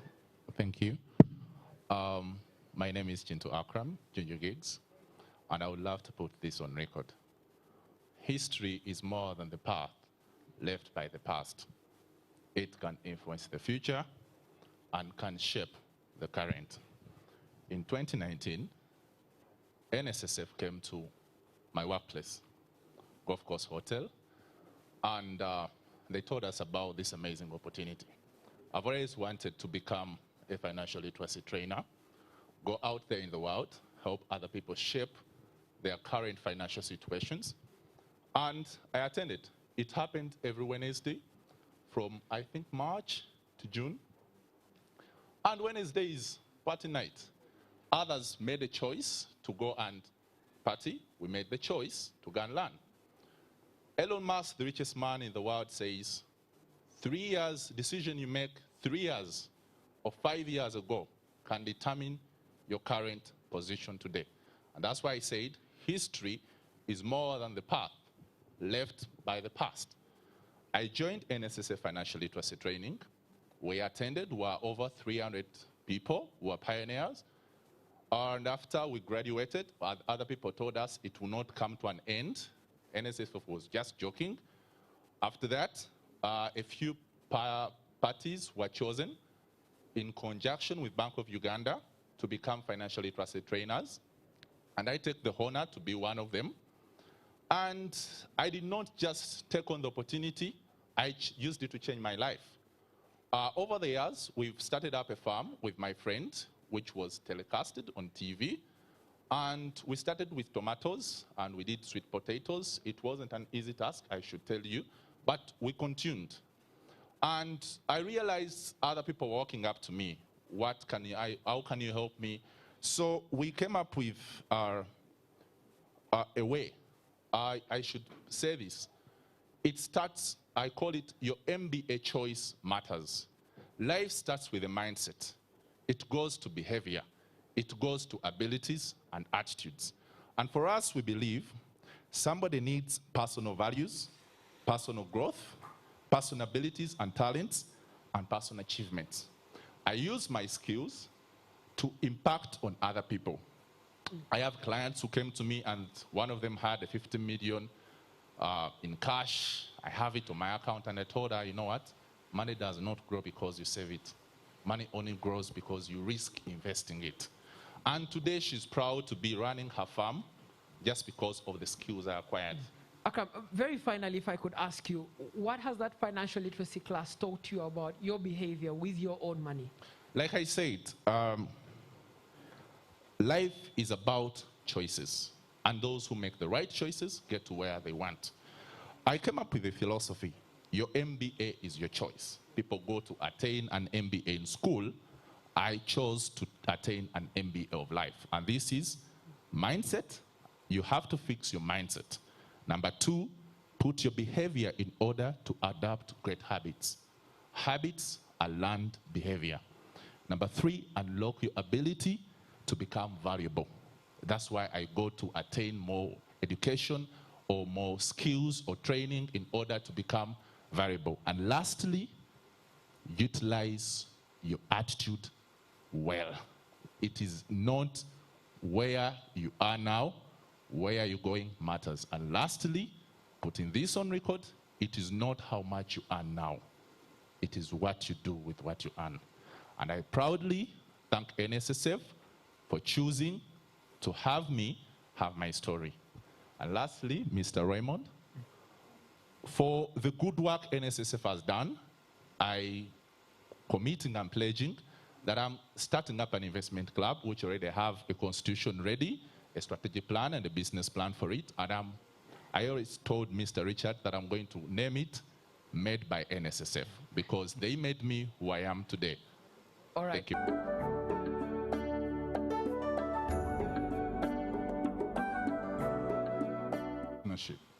Because only when you understand the level and the benefit of partnership with your stakeholders like NSSF, you will value beyond the transaction or the ordinary relationship. So in 2020, when we applied for the amnesty, our relationship manager, Mr. Javan, informed me that, okay, there's an amnesty coming, and because of the situation and the liquidity constraints organizations are facing, and we did. And one thing I can say, we got approved, and after approval, in not paying our employers' contribution for the next couple of months, we were able, in turn, able to pay our employees. Together, during this COVID period, one big factor I want to bring out, we did not let any employee go. 100% were retained, and 100% of them were paid their full salary as I speak. So that was huge. That was a welcoming partnership with NSSF. For people that run businesses, operation costs are really the hardest thing to meet on a day-to-day basis. What would you tell them about applying for this amnesty program, and how can they benefit from it? Oh, cash is king, right? So the COVID really brought that out, right? So my advice to any business is whenever you have the opportunity to leverage and save cash, right, take it. Because with that cash, right, you can invest and reinvest it. You heard from the managing director about investment opportunities, right? So even as a business, right, you will save that cash, right, and use it in other portfolio building, portfolio development, such as our type of business, right? So my advice to you is, please, whenever you heard about an opportunity, take it, rush into it and take it, because you recycle that cash flow within your OPEX cost. All right, thank you so much for this. A round of applause for him. He's one of 1,400 businesses that benefited from the NSSF Amnesty Program. Now, I'll hand it back to Ben Mwine. What's coming from the socials, and are we ready for that fight with the Minister, Matia Kasaija? Do we now have any takers, or we are down to our bad promoting job? Let me actually join you right here, because our next session happens from here. So this fight, who's your money on? No, my money is on Matia Kasaija. In any case, he loses, he'd still pay me back. I know, right? It ends up doing. What's your experience so far been of the members' meeting, how it's going, how the fund is doing, what you've had? I've been to many members' meetings, but that digital clock really had me waiting. I know, right? It really had me waiting. I think the next time they should keep it. They should keep the digital clock. It definitely works. And actually, we do have a poll that's running online, whether it's on Zoom, on Twitter, on YouTube, any of the online platforms where you might be joining us from, where we're asking you to share what your experience of the annual members meeting has been for this year, any improvements you think that we can make, what you have liked that has been exciting. So for you, obviously, it's the clock. Yes. That suspense, just sort of, you get a little bit of some goosebumps, yeah, just waiting for that figure. So you did say you were excited about, that text message. So what do you expect your interest to be this year? It's enough to go to Lubowa and ask for a house. This is what I'm telling Richard now. I'm going to Lubowa and ask for a house. I know, right? I actually wasn't kidding when I say I look at my NSSF go up every day. I just look at, I'm thinking, okay. I'm still a long way off from 55, so I don't look at it very oftenly, but when I look at it... Well, we have the amendment, so 45 is coming closer. How far away are you from that? I wouldn't bet my money also on that. All right, Ben, thank you. Thanks a lot, Raymond Katamuzuni, for joining us and, of course, for helping us with pulling out these incredible stories. So what we're going to do now is have a Q&A session that's guided by you, because you've been asking questions online, and we're going to have those answered. And to answer those, of course, we'll invite back to the main platform our Managing Director, Mr. Richard Biarugawa, to join us on the platform and answer some of the questions, as well as our Deputy MD, Mr. Patrick Ayota, who is going to join us on the podium as well. Our Corporation Secretary at the NSSF, this is Madam Agnes Isharaza, is also going to join us to answer some of your questions, as well as Mr. Gerald Paul Casato, who is our Chief Investment Officer, to answer any questions that you might have. I want to remind you, if you want to have any questions answered, use the hashtag AMM2021. That's hashtag AMM2021, and we'll get to your questions and answer those. I'll start with you, Richard, very briefly for some of the questions. Of course, everyone is excited about this new law. You've talked about it. The chairman has talked about it. The minister has talked about it. And the big question that everyone is asking, and we've got quite a few some hundreds of people asking this, what's the impact of that law on the operations of the fund going forward? Massive changes. We need to change the way we operate. Basically, at the moment, if you're really thinking about it, our business model is around collecting 15% and investing that for retirement. What the law will allow us to do is now to allow people in 2 or 3 categories to join the bandwagon. How will they do that? The informal sector, people will be able to join and voluntarily contribute. Targeted saving, probably a window 2, if you would like to call it that. But basically, we will be able now to allow more members to join us in order to save outside of the mandatory scheme. So if you are in the informal sector, as I said, you can join. If you are in the formal sector and already contributing, you can top up. If you are not in any employment, you are an owner of a business, but you would still want to save for a product that relates to health, that relates to things like education, if you want to save for a house, or if you want to save for something like even unemployment, because unemployment is a really big risk for us. So hopefully that will mean that we will need to create another account for such a member, because they are not saving for their retirement, but they're saving for what you'd call short-term and medium-term. Yeah. Of course, in terms of delivery, as an institution, we need to look at our delivery model. We currently obviously have a lot of branches which are servicing our customers, but imagine, the numbers are staggering as an opportunity. There are about 19 million Ugandans who work. We currently have a database of about 2 million who currently contribute, but once the new law comes in and allows us to do a little bit more, then there's 19 million members who could potentially join us. Can we do it with branches? Maybe not. Can we do it with technology? Definitely yes. So we need to restructure the fund to be able to adapt to that new working. And I think that's why we need to, as I said in the presentation, we need to reinvent ourselves and be ready for that new opportunity which will come with the new law. And that actually does sound very, very exciting. Let me move on to Mr. Gerald Paul Kasato, who is our Chief Investment Officer. You heard Raymond talking about how he is coming to Richard to get a house in Loa with his interest from this year. Not every member has as much money as Mr. Muzuni does, and a lot of the people online are asking, what is the fund doing to try and make sure that we have some more affordable housing, cost-efficient housing for your members? Thank you for the question. The question of affordable housing is not a challenge for Uganda only, but so many countries in Africa. There is a think tank called Center for Affordable Housing. They did a survey in 2020, in their 2020 report, and they actually came up, they do it for all the countries that are members of that think tank.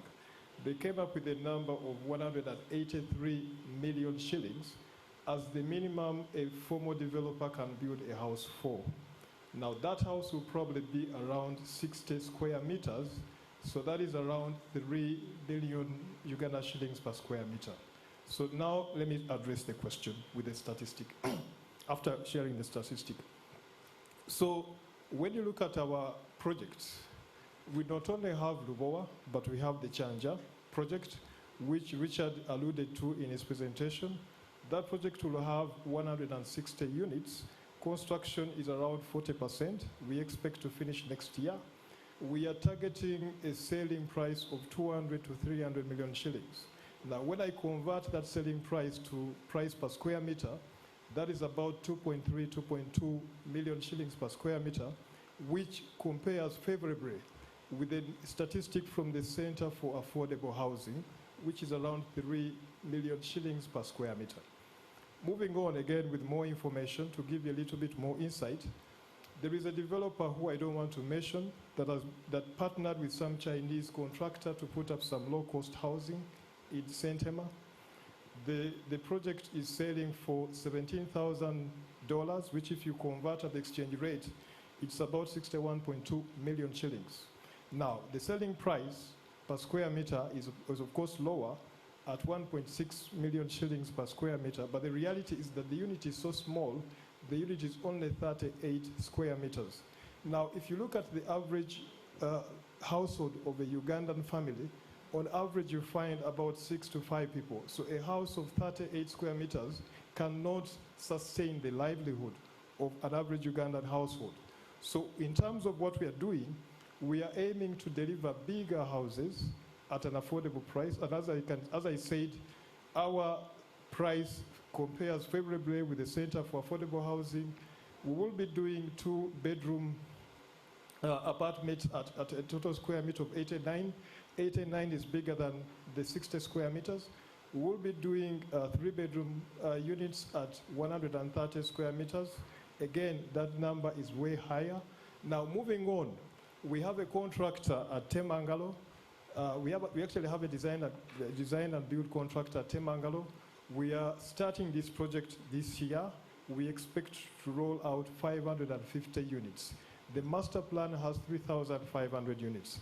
So the short answer to the question is that we are doing something about it, and we are performing much, much better than the average on the continent. That sounds very exciting. Let's turn to Corporation Secretary, Madam Agnes Isharaza. You're the lawyer, and as you can imagine, everyone is sort of intrigued and interested in this law that's coming. But not only that, but also the pensions liberalization bill. What do we expect? A lot of people are asking now that the president has sent this amendment to Parliament, is it now a law, is it not? What's happening with that? Mm-hmm. Thank you, Ben. Good morning, members. So the chairman, the minister, the MD have already spoken about the law, the amendment to the law. So the simple answer is it's not yet a law. The bill was presented to the president for his consideration and, if acceptable, assent. The president raised some concerns. We've heard that, thankfully, all the stakeholders have now harmonized their positions on those contentious provisions in the bill, and that the president has now written back to Parliament advising the harmonized position. So, like we've been reading in the press and we've heard on various media channels, the process in Parliament is such that that bill unfortunately lapsed with the end of the 10th Parliament. So, we have been advised that the process in Parliament, which is really in line with the rule of law, is such that the bill will be considered afresh. But thankfully, given the interest in the bill, we've also had assurances from the Speaker personally and from our Minister today that everything possible will be done to fast-track the bill. So we are waiting for that process to be concluded. On our part, as management, we also have to assist with the process of coming up with the enabling regulations. We've already started on that process. And again, like you've already heard, we'll be presenting those to the minister who has confirmed and undertaken to fast track the same. So simple answer, no, it's not the law. The process is on course.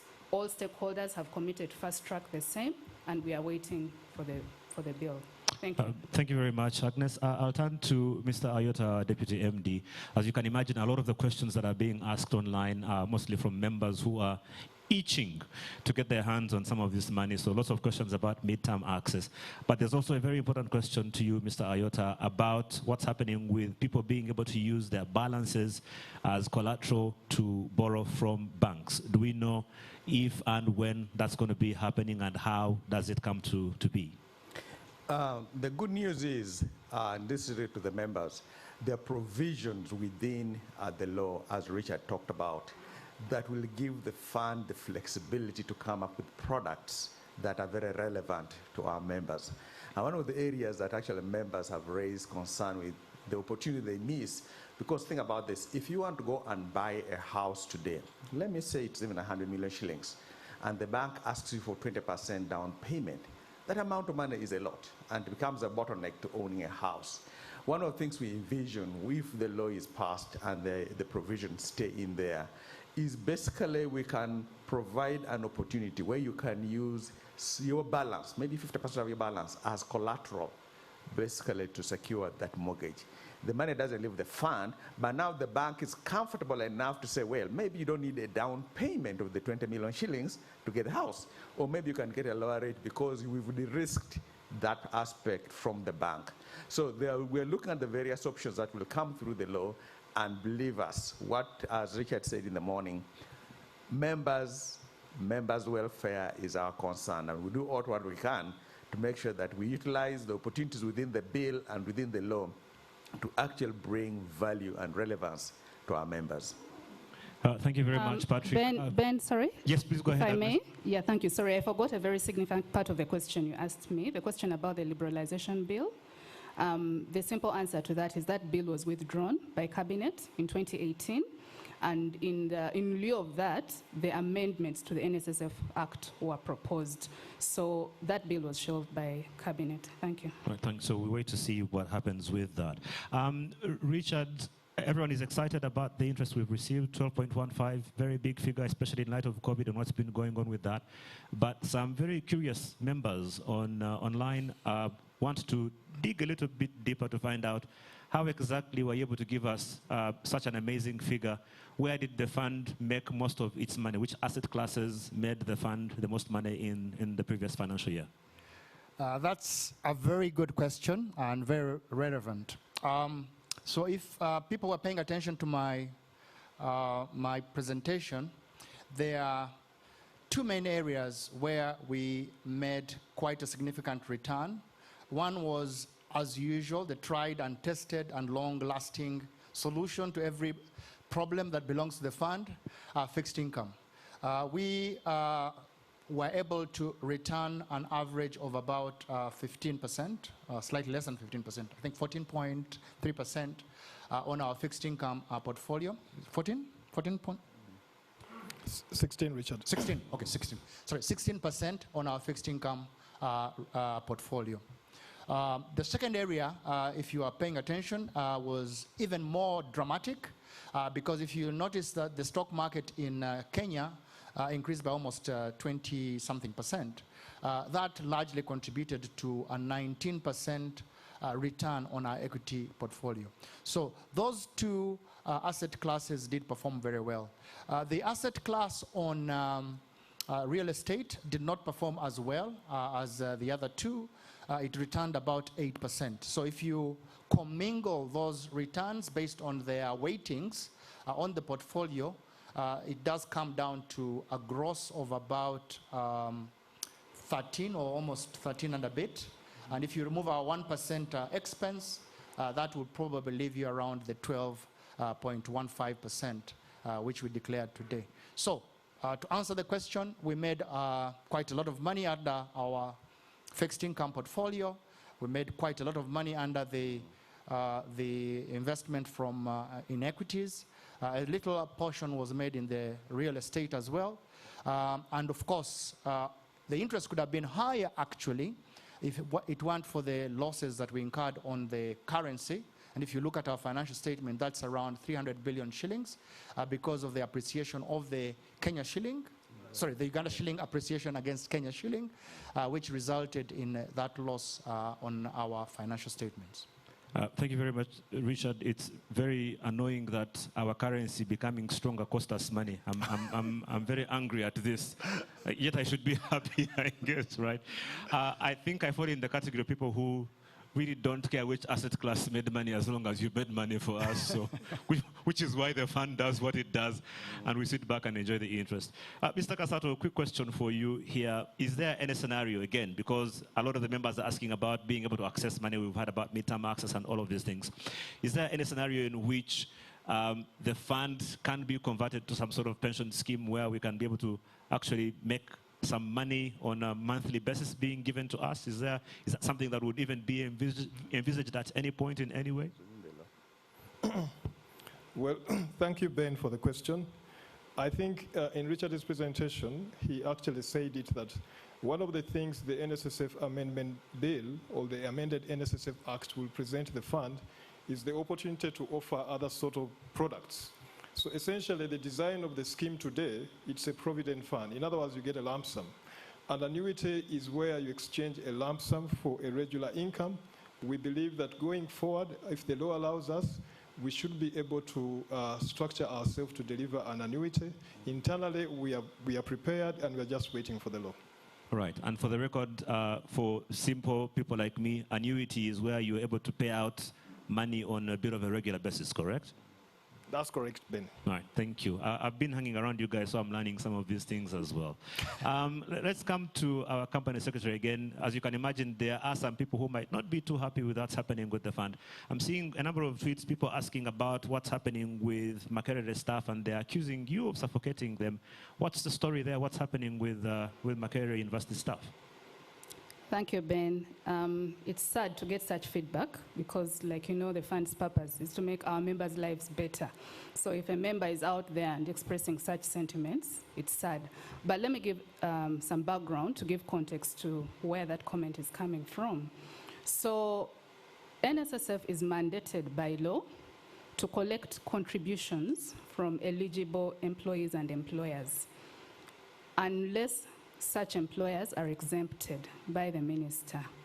So Makerere University is one of those employers that the fund has been seeking to collect contributions from for its employees, our members. And there was an issue of interpretation of the law to the extent of whether the law, our law, applies to Makerere or not. Makerere runs its own private occupational retirement benefits scheme. So that is the background, I believe, to the question that has been asked. And until June, the fund maintained that it had the mandate to collect by law. And unfortunately, this misinterpretation or failure to agree on the interpretation of the law resulted in litigation. So thankfully, and what was always meant to be the ultimate solution, exemption by the minister, was granted to Makerere in June this year. So in fact, until June this year, the fund was rightly endeavoring to exercise its mandate as required by law. It's a compliance issue. So now that has been resolved. So effective June, going forward, the scheme at Makerere is acknowledged to be an exempt scheme. There are a few residual issues regarding how we handle the period prior. We are mutually working together to address those, and those will also lead to determination of the matter in court. But like you've already heard from the brief by the MD, our doors are always open. So he shared the story about Narrow, which eventually, crossed to the fund. So our members in Makerere, our doors are always open. We believe that we shall find a way of serving you and making your lives better. Thank you so much. Thank you very much, Agnes. That's a very endearing term. But of course, if things do go whichever way they do, people have the option of becoming voluntary members, which I have now become, by the way. I'm actually absolutely now a voluntary member. I try and put my 10K whenever I get it on mobile money, and it's very exciting to see. Yes. Let me come to Mr. Ayota. I do notice over the last few years, I've been seeing a lot of things to do with innovation, and NSSF doing lots of different things that seem to be getting into the innovation space. If you can just briefly tell us about the thinking behind that and some of the big things that are happening on that before I let you go and bring in some more of your colleagues to answer a few more questions. Thank you, Ben. I think in the innovation space, as Richard actually indicated, innovation is one of our values, and we try to live those values. And he covered quite a plethora of things we've done internally when you look at the space of technology. The reason why you could actually continue to serve members when the pandemic hit and there was lockdown is because 4 years ago we began a journey that would actually enable our staff to transition to working off the workplace. So when the first lockdown came, as Richard said, 100% of us started to work from home.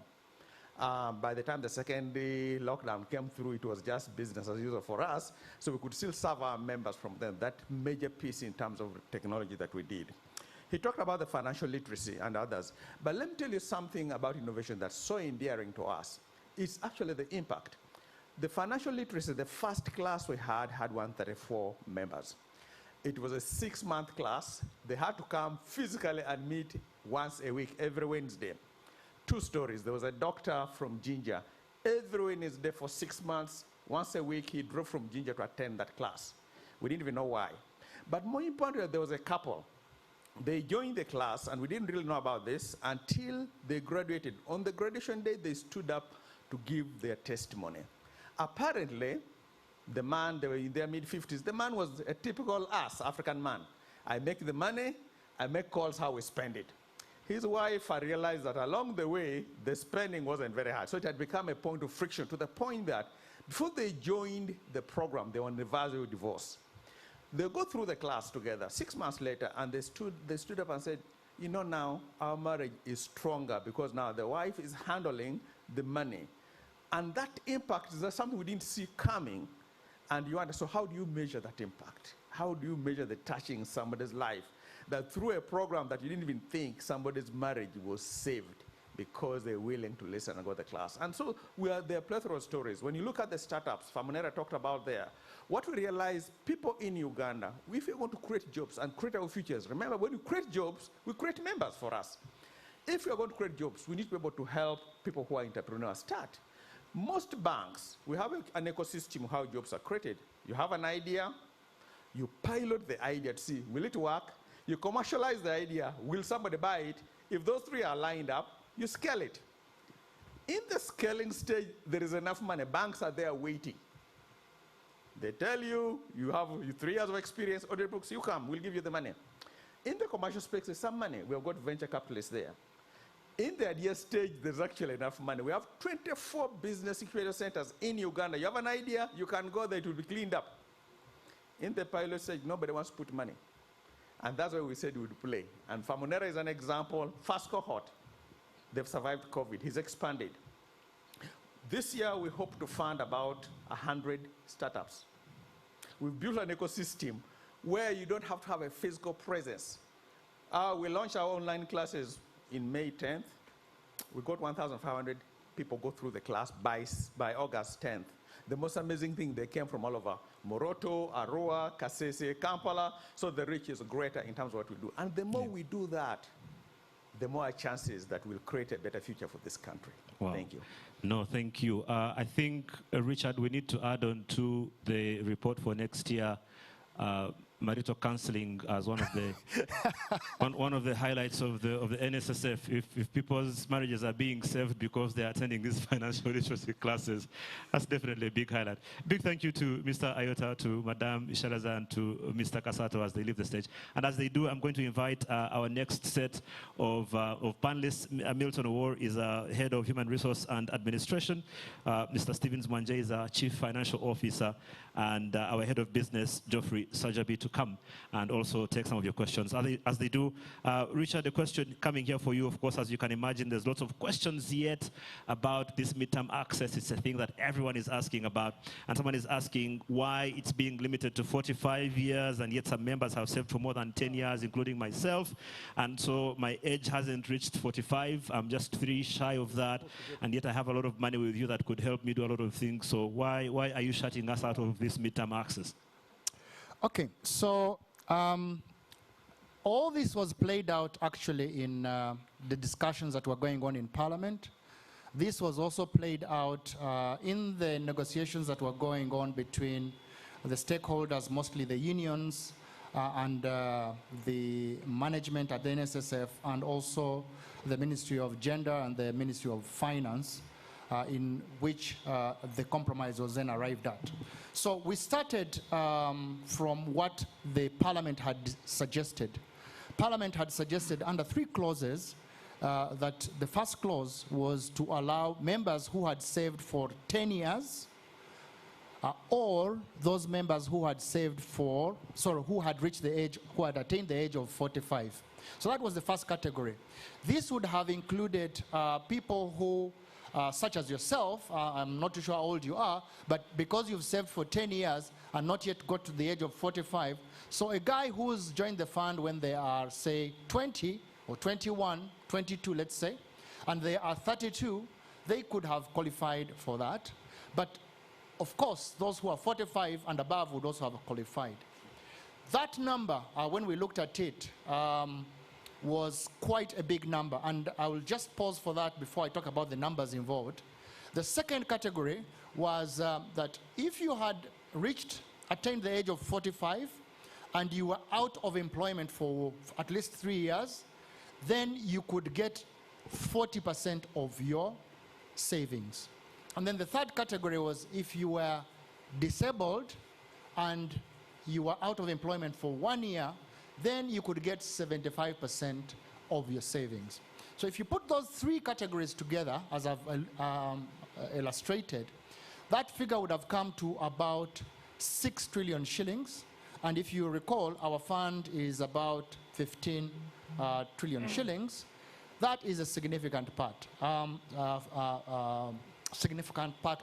the fund. The other point, of course, to note is that every year we collect about 1.3, 1.4, it's growing, 1.5 trillion this year. and we are paying out 700, so we're paying out 900 this year. So our net collections will be around 700, 800 maybe, if we're lucky and push it.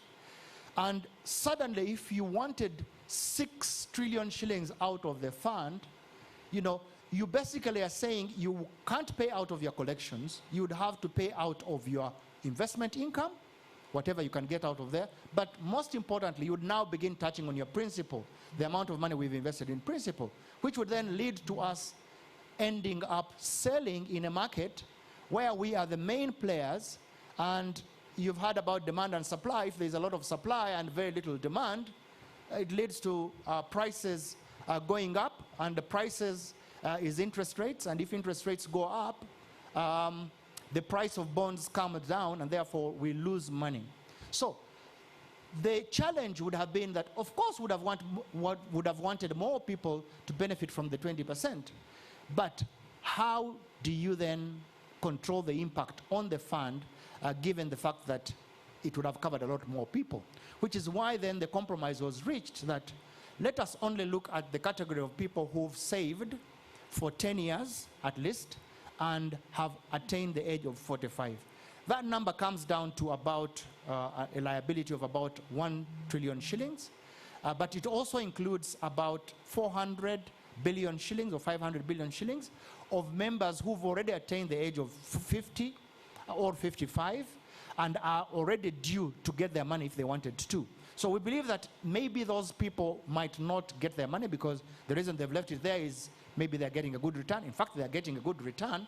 So if you look at the people who have reached the age of 45 and have saved for at least 10 years, that number is around 500 billion. And we believe that 500 billion is something we can pay out within a reasonably short of time. And what we've assured the public, and what we assured the president, and what we assure the members of parliament is that we will come up with a payment plan so that it does not disrupt the activities of the fund. So it really is around how much the fund could afford in a very difficult environment, and we know that the environment has largely been affected because of COVID. All right. Thank you very much, Richard. Speaking of, let me come to our CFO, Mr. Mwanje. Richard just alluded to the fact that the members' contributions have been growing. In fact, last year, the contributions grew yet again in an environment where companies were struggling very, very, very much with COVID-19. What magic bullet did the fund use? How were you able to pull such a miracle off last year? Thank you, Ben. It's very interesting about the Ugandan business community. It's about resilience. Yes, of course, we have sectors which were really deeply affected. The schools, the transport sector, the entertainment sector were really deeply affected. But when you think about it, they went back and reinvented themselves. Most of the big schools actually started online schooling. They re-engaged their teachers. The people who are doing tourism started vigorously supporting and promoting local tourism. And the people who are doing transport reinvented themselves. I know of a particular case of a person I know who had these vans which are supposed to be hired for, say, tour business. He started doing home collections of people going to work and taking them back. And he certainly said he's making much more money, and he kept his employees engaged. And of course, we still have the corporate companies. They kept, like NSSF, every one of us remained engaged, and of course, NSSF continued paying NSSF contributions. That's it, basically. You can put it down to the resilience and innovativeness of Ugandans. Speaking of that resilience, let me come to our head of business, Mr. Sajabi Geoffrey. Someone is asking here that if I begin my business today, that is still unregistered, do I have to pay for the workers then? If not, how do I go about doing that? If my business maybe is still a bit informal and hasn't gone through the proper registration process? Thank you, Ben. So for as long as you're in business, you're employing people, under the current law, for as long as you're employing 5 people, regardless of whether you're officially registered or not, NSSF will come knocking. Because when it comes to savings, they are good for everyone. So whether your workers are formally employed or not, whether the company under which they are working has gone through the process of registration or not, saving is something that is good for everyone. So for as long as that company, for as long as that business has gotten to a point where you've got 5 employees, it is expected that you've got to register for the purpose of contributing for the 5 people. However, if the company is employing less than 5 people, then the choice is upon the employer. You can choose not to, but when you interact with NSSF, we'll always encourage that even when you don't have 5 employees, it is extremely important that even the fewer employees that you've got can get this benefit. So our encouragement would still be that even if you don't yet have the threshold of 5, it is good that you register immediately, you're in operation, even if you're employing 1 person, so you can start to contribute for that 1 person, and then the fund can grow with you as a company. Thank you very much. And can I quickly point out that I'm in love with your voice. When you're done with NSSF, please come join us in radio. I'm so jealous. I had to say that. He just sounded simply amazing. Let me come to Mr. Milton, who's the head of human resource. So, Milton, we have a problem. When Richard was doing his presentation, he pointed out that the staff satisfaction is above 90%, almost 94%. The customer satisfaction is good, but not as good as the staff. So how come the people at NSSF are happier than the members are? Shouldn't it be your job to make it sure it's the other way around? At least we should be happy before you guys are happy. All right, thank you for the question. But let me remind you of one quick one. When Richard was speaking, it was very clear that the foundation of NSSF strategy sits on people. We've got to do the right things with our people. That's the only way that our people can then do the right things with the processes that we operate, so that we are able to pay our members within 1 day. And if members are paid within 1 day and all those technology things we do, then their satisfaction as well goes up, and then they can give us more money to get to the 20 trillion. That's how our strategy works in very simple terms. So it's important that we get the right things happening with our employees. It's the only way that we can get our members in the right space. If you saw the graph that Richard shared here, only 3 years ago, our member satisfaction was in the mid-70s. I think the figure was 76. And in 3 short years, we've been able to move 10 percentage points. So there are things which are happening there which are right. But as I said, the important thing for us is to make sure that we are in the right space with our employees. We are meeting them at their point of need. And then employees are the people who are going to help us drive the strategy of getting the customers where they want to be. And I think we have credibility for it. As I said, we are demonstrating that the graph on our customer satisfaction is headed in the right space. I think, Ben, if you allow me, I would like Milton to just talk about some of the things we're doing for our people. I know I talked about 3 or 4 things, but I know that, for example, one of the things we're doing, we're hiring some of the best people in the market. When I joined NSSF, nobody wanted to come and work for NSSF. Today, we're hiring from the banks, we're hiring from the international companies, we're hiring from abroad. We recently hired somebody who was working for Google. We are getting in good talent, and everybody wants to come and join us. So if you could just talk about some of the things we're doing to actually make our people really look good. Thank you, of course. Please, of course, just a reminder to my panelists, look that you speak as close to the microphone as possible so we can hear you properly. Thank you. All right. Thank you, Richard. I think the most recent experience I can refer to is the challenge we had with COVID. And when I meet my colleagues in the HR community, one of the things that come up, and NSSF comes up very positively, is how we handle the situation in a way that maintained the level of motivation and engagement and productivity of our staff. When this COVID situation came, the most obvious thing that everyone else was thinking about was providing the technology for staff to be able to work from home. So give data, give internet, give laptops, give the MiFis and all that. Yes, we did that, but we realized that what our staff need, this technology thing is just like the basic need, The real thing that makes a difference is the humanness with which we handle the situation. When COVID happened, I know all of us were impacted in different ways. Some people got ill, some people had relatives getting ill, people passed on and all that. So the level of uncertainty was unprecedented.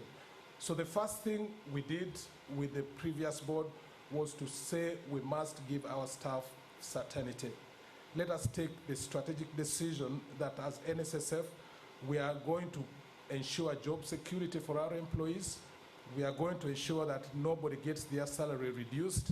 We are going to make sure that we maintain that level of certainty for our employees. The second thing we knew we had to do with our staff was providing that emotional and physical wellness. You know, when people work from home, there's this energy that we draw from one another when you are in the office, but then all of a sudden everyone was in their part of the world where they work, and there was a sense of loneliness, there was a sense of being on your own, and there was a sense of loss. So as an institution, we knew we had to play in that space, and that's where we had lots of informal engagements. Each of my colleagues, heads of department, were having regular conversations with their people, calls, not to talk business necessarily, just how are you coping?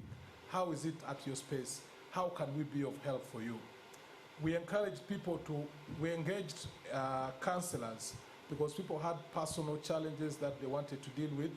So not only were the counselors engaging with our staff and their families, we expanded it to include their wider family as well. Because maybe when your uncle or mother is going through a particularly difficult situation, there is a way it directly impacts you. So we opened it up, and the number of our staff that benefited from that is phenomenal. And then the last one is maintaining that sense of connectedness. As I said earlier on, there is a way that people draw energy from one another.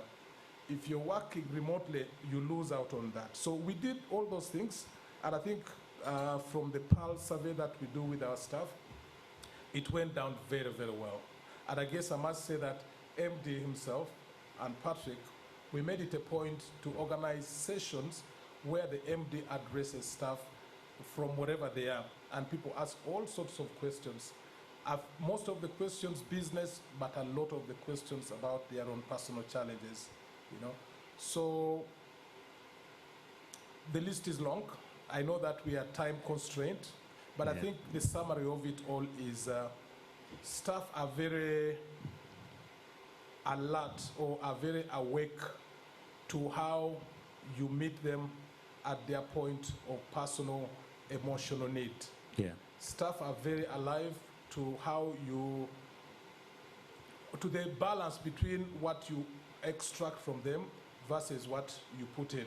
If you get that balance right, like I think we are struggling to do at the fund, I think that it does a great thing for the employer brand, which is why we are able to attract the kind of talent that Richard was mentioning. Thank you very much, Milton. I'll give you two very quick examples. One is the fact that on a very personal level, my big brother would have been dead by now if he was not working with the NSSF. I think Richard and Milton know the story very well. And I keep telling everyone who cares to listen that if anyone ever says anything bad about NSSF or its management, I will hunt them down and break their legs personally. Because of what we as a family went through a few years ago, my brother had some very serious problems. And the entire management at NSSF at some point actually came and spent an entire evening with us in the hospital. I'll never forget that. And please forgive me if I begin to get emotional about this on national TV, but it just went to show why that staff satisfaction is as high as it is. And preparing for this event, I've had the privilege of interacting with a lot of the NSSF staff, and I've had one thing from all of them. I will never work anywhere else apart from NSSF. And they're saying when I leave this place, I'm either going to do my own things or retiring. So I guess to you, Milton, and to Richard and the team, kudos. You've obviously done an amazing job, and you can pat yourselves on the back in a very big way. There's a lot of witnesses that attest to this. As we wrap up, Richard, quick question for you. 2015, you laid out a 10-year strategic plan. And some eagle-eyed people on Twitter picked this up and said, yeah, look, you've given us a good interest rate this year. But how does it compare to where you had promised that you would be back in 2015? Actually, I would love everybody to look at the trajectory we estimated at the time. We are bang on there. In fact, I believe that if it weren't for COVID, we would be very close to the 20 trillion mark, which we set out to do within 10 years. I certainly think that under assets under management, which is one of our big mark to show how successful we've been, we'll definitely hit that target. If you look at the return we promised our members, we have consistently performed beyond the benchmark. Our benchmark is the 10-year average inflation, as I mentioned. We've consistently done that, and if you plot the graph, actually that, removing some of the inconsistencies, especially during 2018 when we had a huge currency problem, and also an equity problem, you'll find that the interest rate has consistently gone up. So you've got this curve, which on the one hand, on average inflation or the benchmark rate is sort of coming down because inflation has been coming down, but the return that we've been giving to our members has actually been going up. So you've got a widening like structure. Obviously, the challenge becomes bigger because I don't know if you caught the drift. This year, we will be paying out 1.3 trillion shillings out of that percentage that we've paid. Next year, the balance changes. We'll have to be looking at 15 trillion shillings, and only 1% of that is 1.5 trillion shillings. So, 150 billion shillings. So you can see that every single time the fund grows, the amount of interest we need to pay becomes bigger, but that means that we need to somehow make sure that our assets continue to earn. Yeah. If you look at all the other, benchmarks that we put in place on operations, on processes, on people, I think we've done very well with regard to our strategic plan. I've got to say, Richard, I just love how you throw around words like billions and trillions as if you're buying a Rolex. It's very encouraging to know that you're only thinking about numbers that big. Speaking of numbers, big and small, Mr. Mwanje, yes. To the average person, it might seem like a very small number, but being able to reduce your costs from 1.2% to just over 1%, actually represents quite a significant saving for the members, doesn't it? How have you been able to achieve that? If you can tell us very quickly as we wrap up. And also, are you planning to actually find a way of taking it below a percentage point at any point in the future? Yes, Ben, thank you very much for that question, very pertinent. The first thing I need to state is that, as Richard, if you saw Richard's presentation, by 2025, our target is to have that number below 1%, and our projection will be probably around 0.87%. That's the pre-COVID projection. Right now, it's about 0.97%. Number two, if you look at the funds, our size around the world and the region, their number is around between 2 and 3%. So we are very, very ambitious. But how do we get there? It's the culture. We've inculcated two things in our culture. Number one, value for money. Even as we speak about all these projects, innovation, whatever, everything is tested for value for money to make sure that gives us the value for the business. We do not spend for the sake of it. We never do. And between the heads of department and CEO, Richard, NSSF is a very mean organization. You can never get a shilling out of NSSF that you've not earned. Secondly, if you look at the heads of department, they are all responsible for their budgets.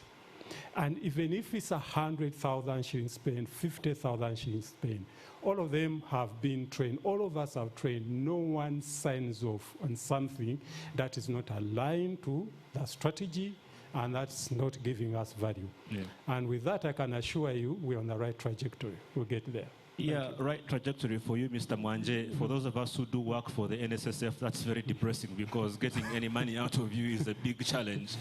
But yeah, thank you for saving members money and keeping it away from us.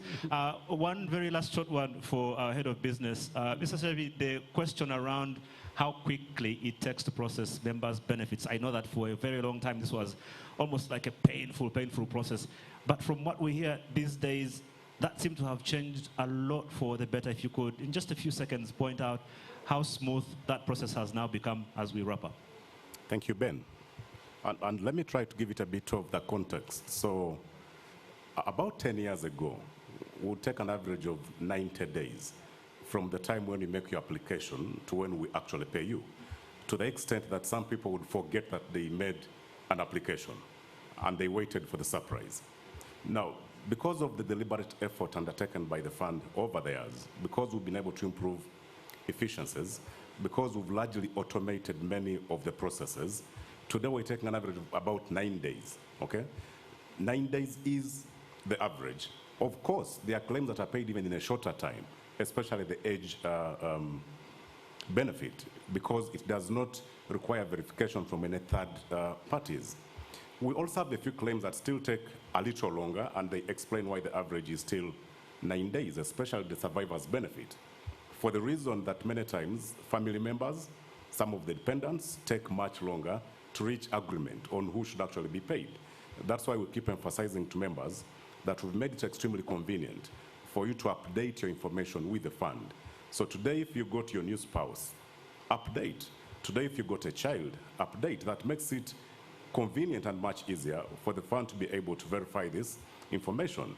But also on the part of the fund, we've deliberately integrated with many of the third-party agencies to aid verification. I'll tell you that we are integrated with NERA, so if someone passes on and is supposed to get a certificate to confirm that from NERA, we can verify. We've integrated with the Minister of Public Service, so when you come and say, I'm now working for public service, if you're forging it, we're able to electronically verify with them. We've integrated with medical doctors to make it also easy and possible to be able to get a report on a member that they examined. Right. So there are so many things that we are doing to be able to achieve our target of 24 hours of 1 day by 2025. But I can tell you that coming from the highs of 90 days then to the 9 days that we are doing currently, it's been a significant improvement, and we can only get better. So 2025, we are still on that number. 24 hours, place your claim today. Tomorrow, money should hit your account. So we're doing quite some good stuff there. Thank you.